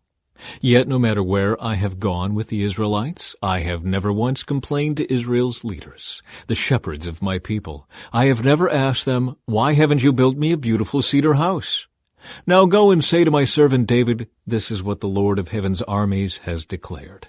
I took you from tending sheep in the pasture and selected you to be the leader of my people Israel. I have been with you wherever you have gone, and I have destroyed all your enemies before your eyes. Now I will make your name as famous as anyone who has ever lived on the earth, and I will provide a homeland for my people Israel, planting them in a secure place where they will never be disturbed. Evil nations won't oppress them as they've done in the past, starting from the time I appointed judges to rule my people Israel, and I will defeat all your enemies. Furthermore, I declare that the Lord will build a house for you, a dynasty of kings. For when you die and join your ancestors, I will raise up one of your descendants, one of your sons, and I will make his kingdom strong. He is the one who will build a house, a temple for me, and I will secure his throne forever. I will be his father, and he will be my son. I will never take my favor from him, as I took it from the one who ruled before you. I will confirm him as king over my house and my kingdom for all time, and his throne will be secure forever. So Nathan went back to David and told him everything the Lord had said in this vision. David's prayer of thanks. Then King David went in and sat before the Lord and prayed, Who am I, O Lord God, and what is my family that you have brought me this far? And now, O God, in addition to everything else, you speak of giving your servant a lasting dynasty? You speak as though I were someone very great, O Lord God. What more can I say to you about the way you have honored me? You know what your servant is really like. For the sake of your servant, O Lord, and according to your will, you have done all these great things and have made them known. O Lord, there is no one like you. We have never even heard of another God like you. What other nation on earth is like your people Israel? What other nation, O God, have you redeemed from slavery to be your own people? You made a great name for yourself when you redeemed your people from Egypt. You performed awesome miracles and drove out the nations that stood in their way. You chose Israel to be your very own people forever, and you, O Lord, became their God. And now, O Lord, I am your servant. Do as you have promised concerning me and my family. May it be a promise that will last forever, and may your name be established and honored forever, so that everyone will say, The Lord of heaven's armies, the God of Israel, is Israel's God. And may the house of your servant David continue before you forever. O my God, I have been bold enough to pray to you because you have revealed to your servant that you will build a house for him, a dynasty of kings. For you are God, O Lord, and you have promised these good things to your servant. And now it has pleased you to bless the house of your servant, so that it will continue forever before you. For when you grant a blessing, O Lord, it is an eternal blessing. Chapter 18. David's military victories. After this, David defeated and subdued the Philistines by conquering Gath and its surrounding towns. David also conquered the land of Moab, and the Moabites who were spared became David's subjects and paid him tribute money. David also destroyed the forces of Hadadezer, king of Zobah, as far as Hamath, when Hadadezer marched out to strengthen his control along the Euphrates River. David captured 1,000 chariots, 7,000 charioteers, and 20,000 foot soldiers. He crippled all the chariot horses except enough for 100 chariots. When Arameans from Damascus arrived to help King Hadadezer, David killed 22,000 of them. Then he placed several army garrisons in Damascus, the Aramean capital, and the Arameans became David's subjects and paid him tribute money. So the Lord made David victorious wherever he went. David brought the gold shields of Hadadezer's officers to Jerusalem, along with a large amount of bronze from Hadadezer's towns of Tebah and Kun. Later Solomon melted the bronze and molded it into the great bronze basin called the Sea, the pillars, and the various bronze articles used at the temple. When King Toi of Hamath heard that David had destroyed the entire army of King Hadadezer of Zobah, he sent his son Joram to congratulate King David for his successful campaign. Hadadezer and Toi had been enemies and were often at war. Joram presented David with many gifts of gold, silver, and bronze. King David dedicated all these gifts to the Lord, along with the silver and gold he had taken from the other nations, from Edom, Moab, Ammon, Philistia, and Amalek. Abishai, son of Zeruiah, destroyed 18,000 Edomites in the Valley of Salt. He placed army garrisons in Edom, and all the Edomites became David's subjects. In fact, the Lord made David victorious wherever he went. So David reigned over all Israel and did what was just and right for all his people. Joab, son of Zeruiah, was commander of the army. Jehoshaphat, son of Ahilud, was the royal historian. Zadok, son of Ahitub, and Ahimelech, son of Abiathar, were the priests. Seraiah was the court secretary. Benaiah, son of Jehoiada, was captain of the king's bodyguard. And David's sons served as the king's chief assistants. Chapter 19. David defeats the Ammonites. Sometime after this, King Nahash of the Ammonites died, and his son Hanun became king. David said, "I am going to show loyalty to Hanun because his father Nahash was always loyal to me."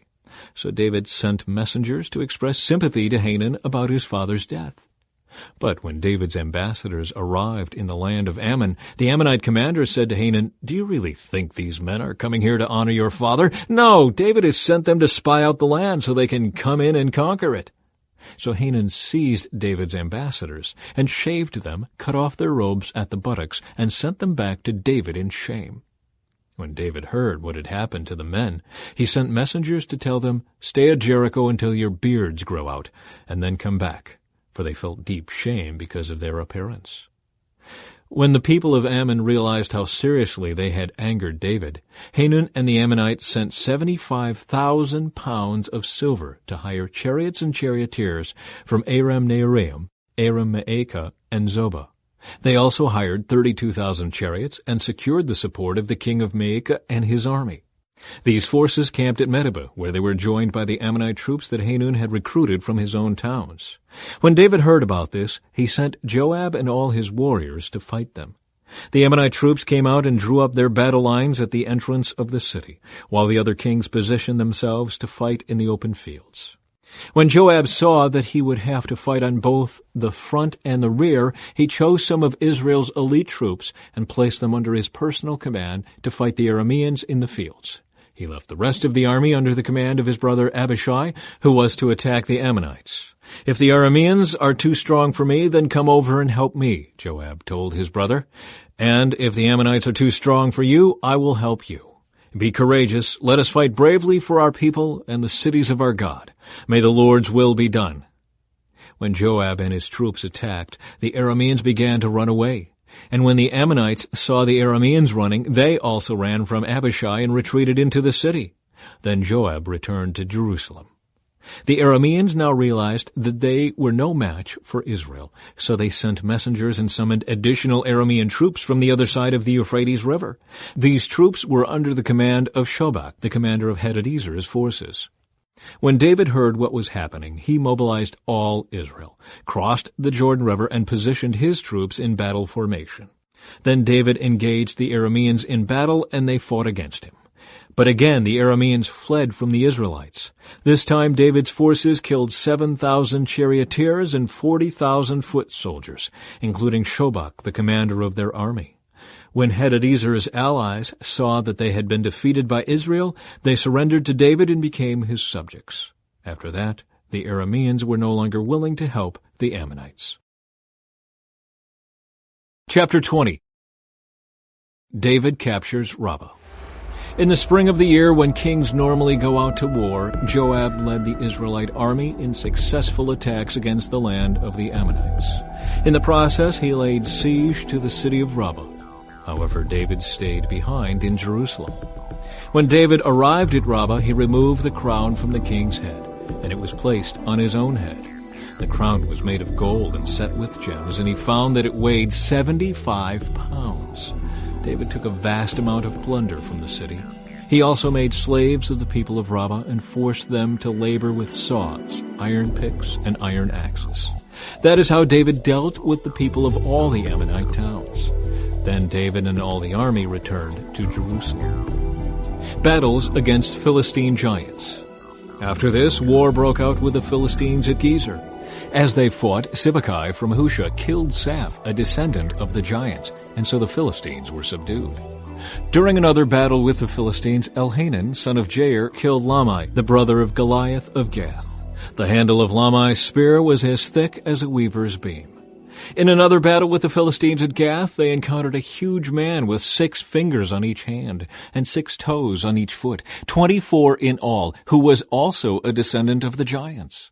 But when he defied and taunted Israel, he was killed by Jonathan, the son of David's brother Shimei. These Philistines were descendants of the giants of Gath, but David and his warriors killed them. Chapter 21. David takes a census. Satan rose up against Israel and caused David to take a census of the people of Israel. So David said to Joab and the commanders of the army, "Take a census of all the people of Israel, from Beersheba in the south to Dan in the north, and bring me a report so I may know how many there are." But Joab replied, "May the Lord increase the number of his people 100 times over, but why, my lord the king, do you want to do this? Are they not all your servants? Why must you cause Israel to sin?" But the king insisted that they take the census. So Joab traveled throughout all Israel to count the people. Then he returned to Jerusalem and reported the number of people to David. There were 1,100,000 warriors in all Israel who could handle a sword, and 470,000 in Judah. But Joab did not include the tribes of Levi and Benjamin in the census because he was so distressed at what the king had made him do. Judgment for David's sin. God was very displeased with the census, and he punished Israel for it. Then David said to God, "I have sinned greatly by taking this census. Please forgive my guilt for doing this foolish thing." Then the Lord spoke to Gad, David's seer. This was the message. "Go and say to David, this is what the Lord says. I will give you 3 choices. Choose one of these punishments, and I will inflict it on you." So Gad came to David and said, "These are the choices the Lord has given you. You may choose 3 years of famine, 3 months of destruction by the sword of your enemies, or 3 days of severe plague, as the angel of the Lord brings devastation throughout the land of Israel. Decide what answer I should give the Lord who sent me." "I'm in a desperate situation," David replied to Gad. "But let me fall into the hands of the Lord, for his mercy is very great. Do not let me fall into human hands." So the Lord sent a plague upon Israel, and 70,000 people died as a result. And God sent an angel to destroy Jerusalem. But just as the angel was preparing to destroy it, the Lord relented and said to the death angel, "Stop, that is enough." At that moment the angel of the Lord was standing by the threshing floor of Araunah the Jebusite. David looked up and saw the angel of the Lord standing between heaven and earth, with his sword drawn, reaching out over Jerusalem. So David and the leaders of Israel put on burlap to show their deep distress, and fell face down on the ground. And David said to God, "I am the one who called for this census. I am the one who has sinned and done wrong. But these people are as innocent as sheep. What have they done? O Lord my God, let your anger fall against me and my family, but do not destroy your people." David builds an altar. Then the angel of the Lord told Gad to instruct David to go up and build an altar to the Lord on the threshing floor of Araunah the Jebusite. So David went up to do what the Lord had commanded him through Gad. Araunah, who was busy threshing wheat at the time, turned and saw the angel there. His 4 sons, who were with him, ran away and hid. When Araunah saw David approaching, he left his threshing floor and bowed before David with his face to the ground. David said to Araunah, "Let me buy this threshing floor from you at its full price. Then I will build an altar to the Lord there, so that he will stop the plague." "Take it, my lord the king, and use it as you wish," Araunah said to David. "I will give the oxen for the burnt offerings, and the threshing boards for wood to build a fire on the altar, and the wheat for the grain offering. I will give it all to you." But King David replied to Araunah, "No, I insist on buying it for the full price. I will not take what is yours and give it to the Lord. I will not present burnt offerings that have cost me nothing." So David gave Araunah 600 pieces of gold in payment for the threshing floor. David built an altar there to the Lord and sacrificed burnt offerings and peace offerings. And when David prayed, the Lord answered him by sending fire from heaven to burn up the offering on the altar. Then the Lord spoke to the angel who put the sword back into its sheath. When David saw that the Lord had answered his prayer, he offered sacrifices there at Araunah's threshing floor. At that time the tabernacle of the Lord and the altar of burnt offering that Moses had made in the wilderness were located at the place of worship in Gibeon. But David was not able to go there to inquire of God because he was terrified by the drawn sword of the angel of the Lord. Chapter 22. Then David said, "This will be the location for the temple of the Lord God and the place of the altar for Israel's burnt offerings." Preparations for the temple. So David gave orders to call together the foreigners living in Israel, and he assigned them the task of preparing finished stone for building the temple of God. David provided large amounts of iron for the nails that would be needed for the doors in the gates and for the clamps, and he gave more bronze than could be weighed. He also provided innumerable cedar logs, for the men of Tyre and Sidon had brought vast amounts of cedar to David. David said, "My son Solomon is still young and inexperienced, and since the temple to be built for the Lord must be a magnificent structure, famous and glorious throughout the world, I will begin making preparations for it now." So David collected vast amounts of building materials before his death. Then David sent for his son Solomon and instructed him to build a temple for the Lord, the God of Israel. "My son, I wanted to build a temple to honor the name of the Lord my God," David told him.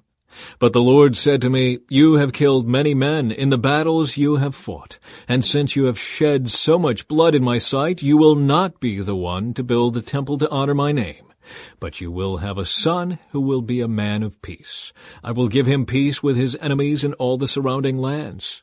His name will be Solomon, and I will give peace and quiet to Israel during his reign. He is the one who will build a temple to honor my name. He will be my son, and I will be his father, and I will secure the throne of his kingdom over Israel forever. Now, my son, may the Lord be with you and give you success as you follow his directions in building the temple of the Lord your God. And may the Lord give you wisdom and understanding, that you may obey the law of the Lord your God as you rule over Israel. For you will be successful if you carefully obey the decrees and regulations that the Lord gave to Israel through Moses. Be strong and courageous. Do not be afraid or lose heart. I have worked hard to provide materials for building the temple of the Lord, nearly 4,000 tons of gold, 40,000 tons of silver, and so much iron and bronze that it cannot be weighed. I have also gathered timber and stone for the walls, though you may need to add more. You have a large number of skilled stonemasons and carpenters and craftsmen of every kind. You have expert goldsmiths and silversmiths and workers of bronze and iron. Now begin the work, and may the Lord be with you." Then David ordered all the leaders of Israel to assist Solomon in this project. "The Lord your God is with you," he declared. "He has given you peace with the surrounding nations. He has handed them over to me, and they are now subject to the Lord and his people. Now seek the Lord your God with all your heart and soul. Build the sanctuary of the Lord God so that you can bring the ark of the Lord's covenant and the holy vessels of God into the temple built to honor the Lord's name." Chapter 23. Duties of the Levites.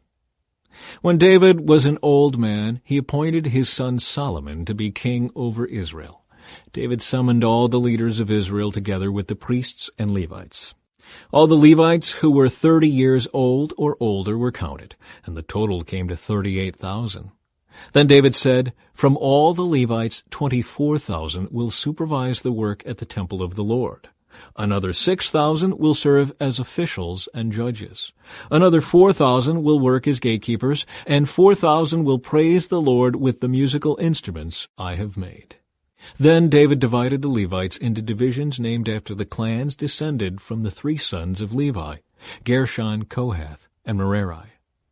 The Gershonites.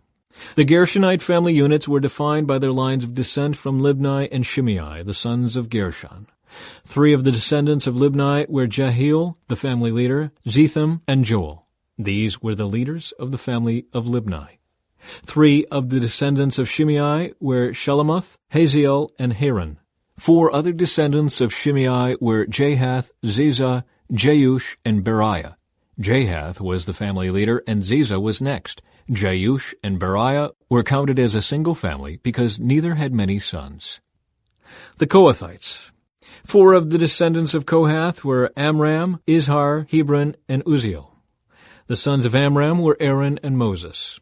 Aaron and his descendants were set apart to dedicate the most holy things, to offer sacrifices in the Lord's presence, to serve the Lord, and to pronounce blessings in his name forever. As for Moses, the man of God, his sons were included with the tribe of Levi. The sons of Moses were Gershom and Eliezer. The descendants of Gershom included Shebuel, the family leader. Eliezer had only one son, Rehabiah, the family leader.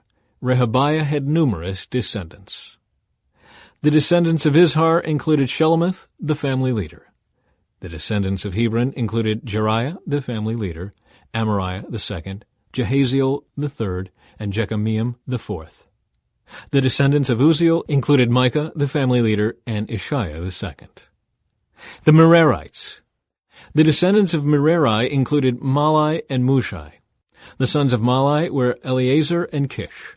Eleazar died with no sons, only daughters. His daughters married their cousins, the sons of Kish.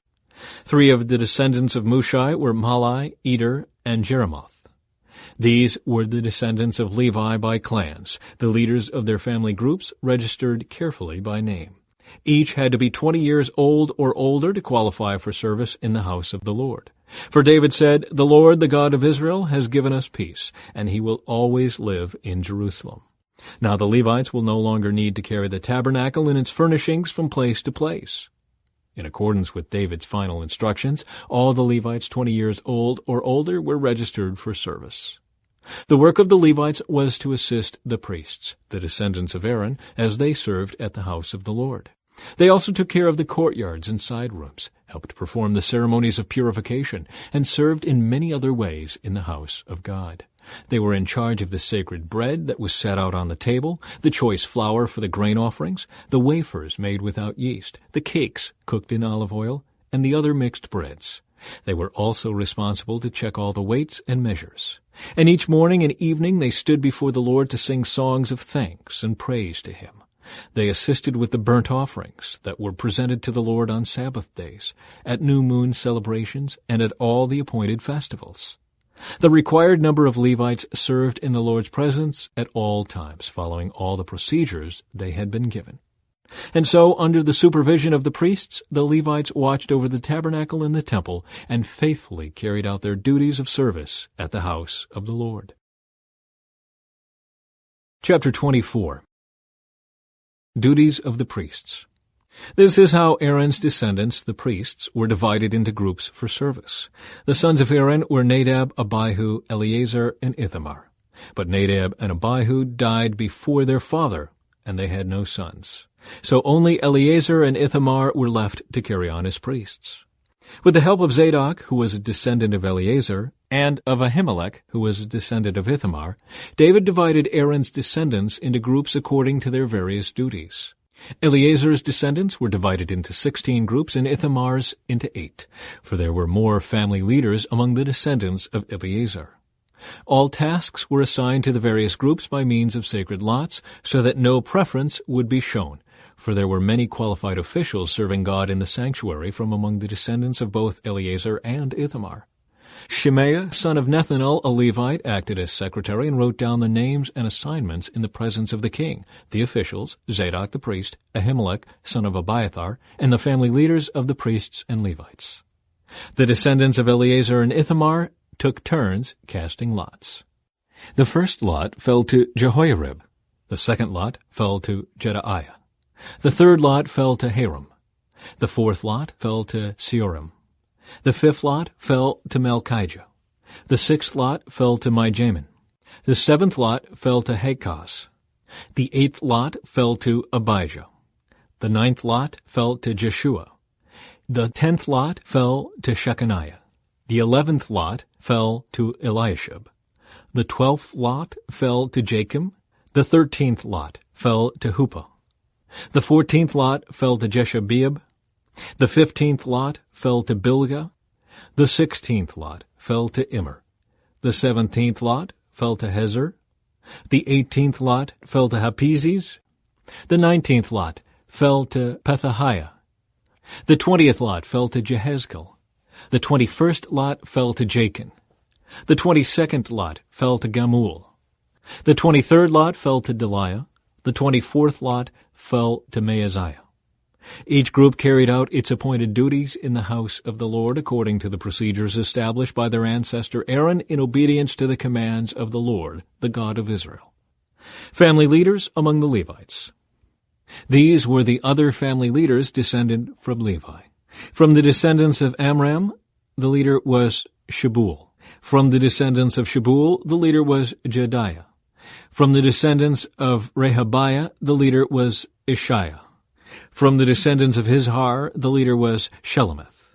From the descendants of Shelemith, the leader was Jahath. From the descendants of Hebron, Jeriah was the leader. Amariah was second, Jehaziel was third, and Jekameam was fourth.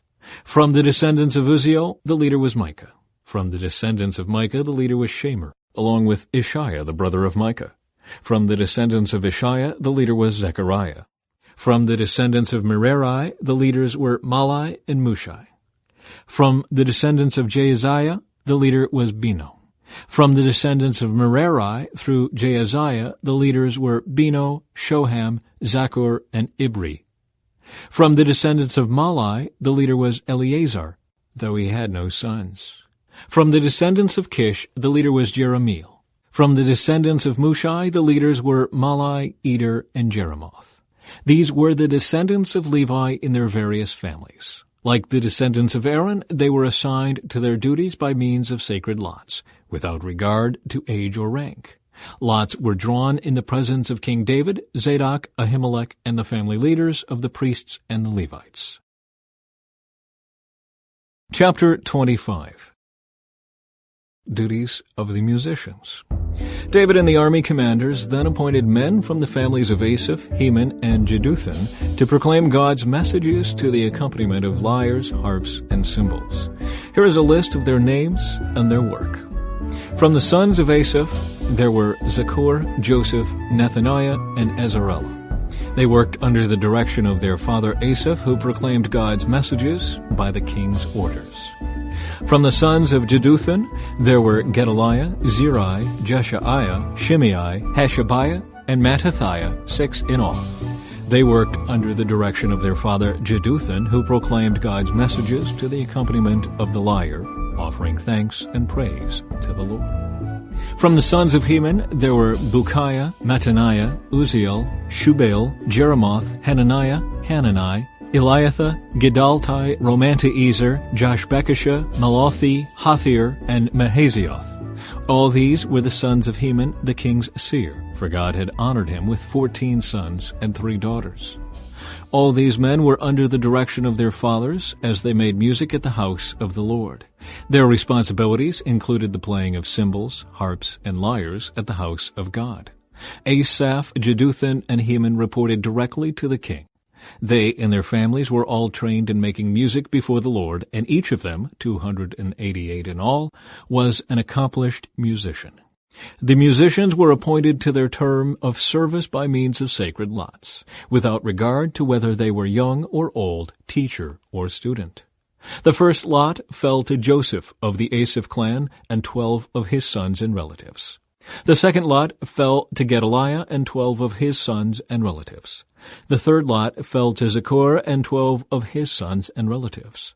The fourth lot fell to Zeri and 12 of his sons and relatives. The fifth lot fell to Nethaniah and 12 of his sons and relatives. The sixth lot fell to Bukiah and 12 of his sons and relatives. The seventh lot fell to Asarellah and 12 of his sons and relatives. The eighth lot fell to Jeshaiah and 12 of his sons and relatives. The ninth lot fell to Mattaniah and 12 of his sons and relatives. The 10th lot fell to Shimei and 12 of his sons and relatives. The 11th lot fell to Uzziel and 12 of his sons and relatives. The 12th lot fell to Hashabiah and 12 of his sons and relatives. The 13th lot fell to Shubael and 12 of his sons and relatives. The 14th lot fell to Mattathiah and 12 of his sons and relatives. The 15th lot fell to Jeremoth and 12 of his sons and relatives. The 16th lot fell to Hananiah and 12 of his sons and relatives. The 17th lot fell to Joshbekashah and 12 of his sons and relatives. The 18th lot fell to Hanani and 12 of his sons and relatives. The 19th lot fell to Malathi and 12 of his sons and relatives. The 20th lot fell to Eliathah and 12 of his sons and relatives. The 21st lot fell to Hothar and 12 of his sons and relatives. The 22nd lot fell to Gedaltai and 12 of his sons and relatives. The 23rd lot fell to Mahazioth and 12 of his sons and relatives. The 24th lot fell to Romamti-Ezer and 12 of his sons and relatives. Chapter 26. Duties of the Gatekeepers. These are the divisions of the gatekeepers. From the Korahites there was Meshelemiah son of Kor, of the family of Abiasaph. The sons of Meshelemiah were Zechariah the oldest, Jediel the second, Zebediah the third, Jathniel the fourth, Elam the fifth, Jehohanan the sixth, and Elioenai the seventh. The sons of Obed-Edom, also gatekeepers, were Shemaiah the oldest, Jehozabad the second, Joah the third, Sakor the fourth, Nethanel the fifth, Amiel the sixth, Issachar the seventh, and Peulethi the eighth. God had richly blessed Obed-Edom. Obed-Edom's son Shemaiah had sons with great ability who earned positions of great authority in the clan. Their names were Othni, Raphael, Obed, and Elzabad. Their relatives Elihu and Semachiah were also very capable men. All of these descendants of Obed-Edom, including their sons and grandsons, 62 of them in all, were very capable men, well qualified for their work. Meshelemiah's 18 sons and relatives were also very capable men. Hosa of the Merari clan appointed Shimri as the leader among his sons, though he was not the oldest. His other sons included Hilkiah the second, Tebaliah the third, and Zechariah the fourth. Hosa's sons and relatives who served as gatekeepers numbered 13 in all. These divisions of the gatekeepers were named for their family leaders, and like the other Levites, they served at the house of the Lord. They were assigned by families for guard duty at the various gates, without regard to age or training, for it was all decided by means of sacred lots. The responsibility for the east gate went to Meshelemiah and his group. The north gate was assigned to his son Zechariah, a man of unusual wisdom. The south gate went to Obed-Edom, and his sons were put in charge of the storehouse. Shuppam and Hosa were assigned the west gate and the gateway leading up to the temple. Guard duties were divided evenly. 6 Levites were assigned each day to the east gate, 4 to the north gate, 4 to the south gate, and 2 pairs at the storehouse. 6 were assigned each day to the west gate, 4 to the gateway leading up to the temple, and 2 to the courtyard. These were the divisions of the gatekeepers from the clans of Korah and Merari. Treasurers and other officials. Other Levites, led by Ahijah, were in charge of the treasuries of the house of God and the treasuries of the gifts dedicated to the Lord. From the family of Libni in the clan of Gershon, Jehiel was the leader. The sons of Jehiel, Zetham and his brother Joel, were in charge of the treasuries of the house of the Lord. These are the leaders that descended from Amram, Izhar, Hebron, and Uzziel. From the clan of Amram, Shubal was a descendant of Gershom, son of Moses. He was the chief officer of the treasuries. His relatives through Eliezer were Rehabiah, Jeshaiah, Joram, Zikri, and Shelomoth. Shelomoth and his relatives were in charge of the treasuries containing the gifts that King David, the family leaders, and the generals and captains and other officers of the army had dedicated to the Lord. These men dedicated some of the plunder they had gained in battle to maintain the house of the Lord. Shelomoth and his relatives also cared for the gifts dedicated to the Lord by Samuel the seer, Saul, son of Kish, Abner, son of Ner, and Joab, son of Zuriah. All the other dedicated gifts were in their care too. From the clan of Izhar came Kenaniah. He and his sons were given administrative responsibilities over Israel as officials and judges. From the clan of Hebron came Hashabiah. He and his relatives, 1,700 capable men, were put in charge of the Israelite lands west of the Jordan River. They were responsible for all matters related to the things of the Lord and the service of the king in that area. Also from the clan of Hebron came Jeriah, who was the leader of the Hebronites according to the genealogical records. In the 40th year of David's reign, a search was made in the records, and capable men from the clan of Hebron were found at Jazer in the land of Gilead. There were 2,700 capable men among the relatives of Jeriah.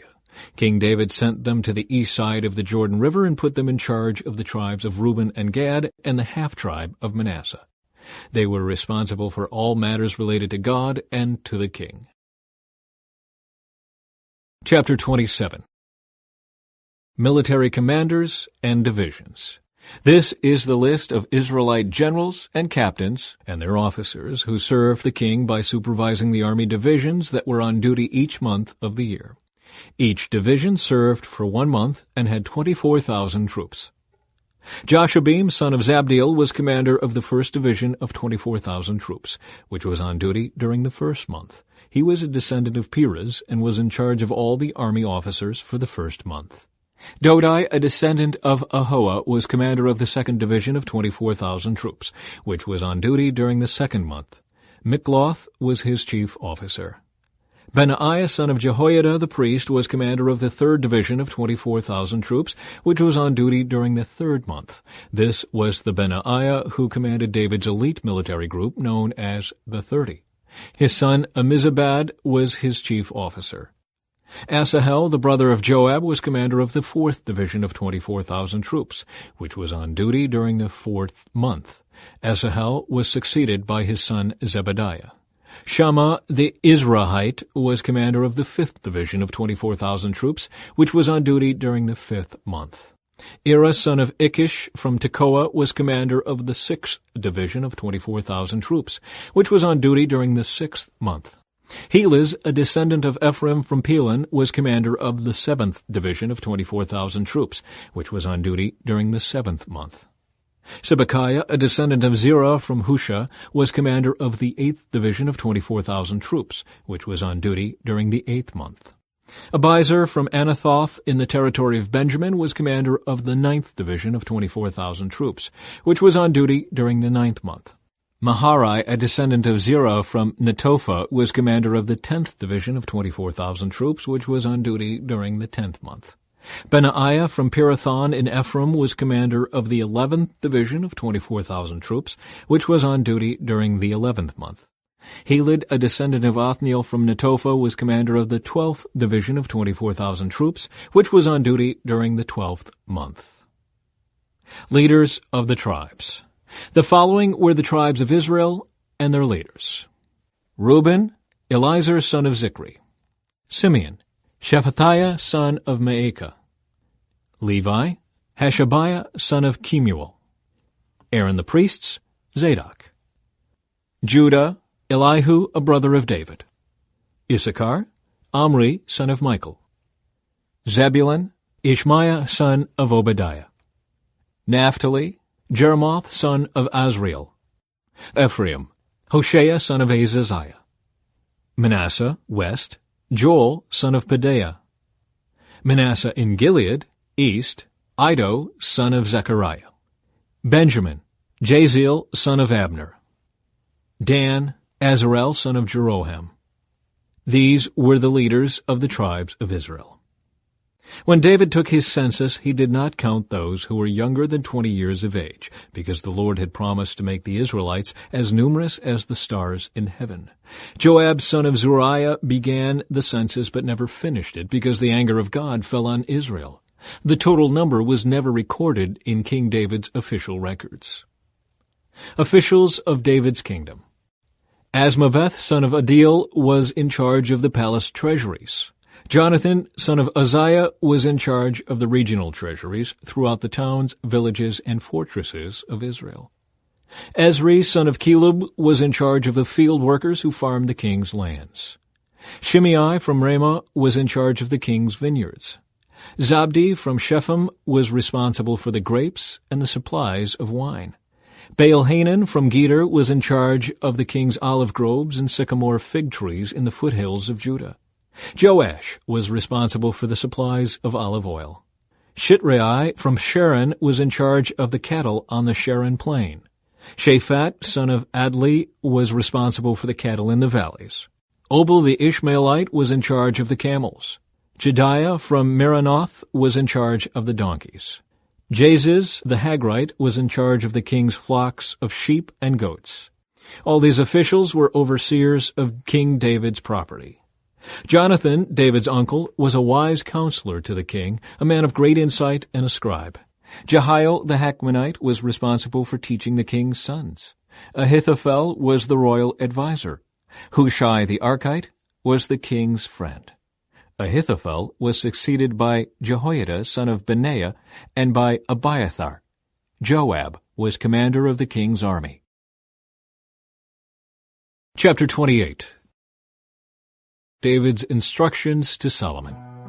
David summoned all the officials of Israel to Jerusalem, the leaders of the tribes, the commanders of the army divisions, the other generals and captains, the overseers of the royal property and livestock, the palace officials, the mighty men, and all the other brave warriors in the kingdom. David rose to his feet and said, "My brothers and my people, it was my desire to build a temple where the ark of the Lord's covenant, God's footstool, could rest permanently.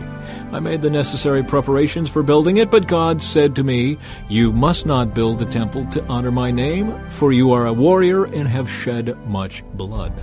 Yet the Lord, the God of Israel, has chosen me from among all my father's family to be king over Israel forever. For he has chosen the tribe of Judah to rule, and from among the families of Judah he chose my father's family. And from among my father's sons the Lord was pleased to make me king over all Israel. And from among my sons, for the Lord has given me many, he chose Solomon to succeed me on the throne of Israel and to rule over the Lord's kingdom. He said to me, 'Your son Solomon will build my temple and its courtyards, for I have chosen him as my son, and I will be his father. And if he continues to obey my commands and regulations, as he does now, I will make his kingdom last forever.' So now, with God as our witness, and in the sight of all Israel, the Lord's assembly, I give you this charge. Be careful to obey all the commands of the Lord your God, so that you may continue to possess this good land and leave it to your children as a permanent inheritance. And Solomon, my son, learn to know the God of your ancestors intimately. Worship and serve him with your whole heart and a willing mind, for the Lord sees every heart and knows every plan and thought. If you seek him, you will find him. But if you forsake him, he will reject you forever. So take this seriously. The Lord has chosen you to build a temple as his sanctuary. Be strong and do the work." Then David gave Solomon the plans for the temple and its surroundings, including the entry room, the storerooms, the upstairs rooms, the inner rooms, and the inner sanctuary, which was the place of atonement. David also gave Solomon all the plans he had in mind for the courtyards of the Lord's temple, the outside rooms, the treasuries, and the rooms for the gifts dedicated to the Lord. The king also gave Solomon the instructions concerning the work of the various divisions of priests and Levites in the temple of the Lord. And he gave specifications for the items in the temple that were to be used for worship. David gave instructions regarding how much gold and silver should be used to make the items needed for service. He told Solomon the amount of gold needed for the gold lampstands and lamps, and the amount of silver for the silver lampstands and lamps, depending on how each would be used. He designated the amount of gold for the table on which the bread of the presence would be placed, and the amount of silver for other tables. David also designated the amount of gold for the solid gold meat hooks used to handle the sacrificial meat, and for the basins, pitchers, and dishes, as well as the amount of silver for every dish. He designated the amount of refined gold for the altar of incense. Finally, he gave him a plan for the Lord's chariot, the gold cherubim whose wings were stretched out over the ark of the Lord's covenant. Every part of this plan, David told Solomon, was given to me in writing from the hand of the Lord. Then David continued, "Be strong and courageous, and do the work. Don't be afraid or discouraged, for the Lord God, my God, is with you. He will not fail you or forsake you. He will see to it that all the work related to the temple of the Lord is finished correctly. The various divisions of priests and Levites will serve in the temple of God. Others with skills of every kind will volunteer, and the officials and the entire nation are at your command." Chapter 29. Gifts for building the temple. Then King David turned to the entire assembly and said, "My son Solomon, whom God has clearly chosen as the next king of Israel, is still young and inexperienced. The work ahead of him is enormous, for the temple he will build is not for mere mortals. It is for the Lord God himself. Using every resource at my command, I have gathered as much as I could for building the temple of my God. Now there is enough gold, silver, bronze, iron, and wood, as well as great quantities of onyx, other precious stones, costly jewels, and all kinds of fine stone and marble. And now, because of my devotion to the temple of my God, I am giving all of my own private treasures of gold and silver to help in the construction. This is in addition to the building materials I have already collected for his holy temple. I am donating more than 112 tons of gold from Ophir and 262 tons of refined silver to be used for overlaying the walls of the buildings and for the other gold and silver work to be done by the craftsmen. Now then, who will follow my example and give offerings to the Lord today?" Then the family leaders, the leaders of the tribes of Israel, the generals and captains of the army, and the king's administrative officers all gave willingly. For the construction of the temple of God, they gave about 188 tons of gold, 10,000 gold coins, 375 tons of silver, 675 tons of bronze, and 3,750 tons of iron. They also contributed numerous precious stones, which were deposited in the treasury of the house of the Lord under the care of Jehiel, a descendant of Gershon. The people rejoiced over the offerings, for they had given freely and wholeheartedly to the Lord, and King David was filled with joy. David's prayer of praise. Then David praised the Lord in the presence of the whole assembly. "O Lord, the God of our ancestor Israel, may you be praised forever and ever. Yours, O Lord, is the greatness, the power, the glory, the victory, and the majesty. Everything in the heavens and on earth is yours, O Lord, and this is your kingdom. We adore you as the one who is over all things. Wealth and honor come from you alone, for you rule over everything. Power and might are in your hand, and at your discretion people are made great and given strength. O our God, we thank you and praise your glorious name. But who am I, and who are my people, that we could give anything to you? Everything we have has come from you, and we give you only what you first gave us. We are here for only a moment, visitors and strangers in the land as our ancestors were before us. Our days on earth are like a passing shadow, gone so soon, without a trace. O Lord our God, even this material we have gathered to build a temple to honor your holy name comes from you. It all belongs to you. I know, my God, that you examine our hearts and rejoice when you find integrity there. You know I have done all this with good motives, and I have watched your people offer their gifts willingly and joyously. O Lord, the God of our ancestors Abraham, Isaac, and Israel, make your people always want to obey you. See to it that their love for you never changes. Give my son Solomon the wholehearted desire to obey all your commands, laws, and decrees, and to do everything necessary to build this temple for which I have made these preparations." Then David said to the whole assembly, "Give praise to the Lord your God." And the entire assembly praised the Lord, the God of their ancestors, and they bowed low and knelt before the Lord and the king. Solomon named as king. The next day they brought 1,000 bulls, 1,000 rams, and 1,000 male lambs as burnt offerings to the Lord. They also brought liquid offerings and many other sacrifices on behalf of all Israel. They feasted and drank in the Lord's presence with great joy that day. And again they crowned David's son Solomon as their new king. They anointed him before the Lord as their leader, and they anointed Zadok as priest. So Solomon took the throne of the Lord in place of his father David, and he succeeded in everything, and all Israel obeyed him. All the officials, the warriors, and the sons of King David pledged their loyalty to King Solomon, and the Lord exalted Solomon in the sight of all Israel, and he gave Solomon greater royal splendor than any king in Israel before him. Summary of David's reign.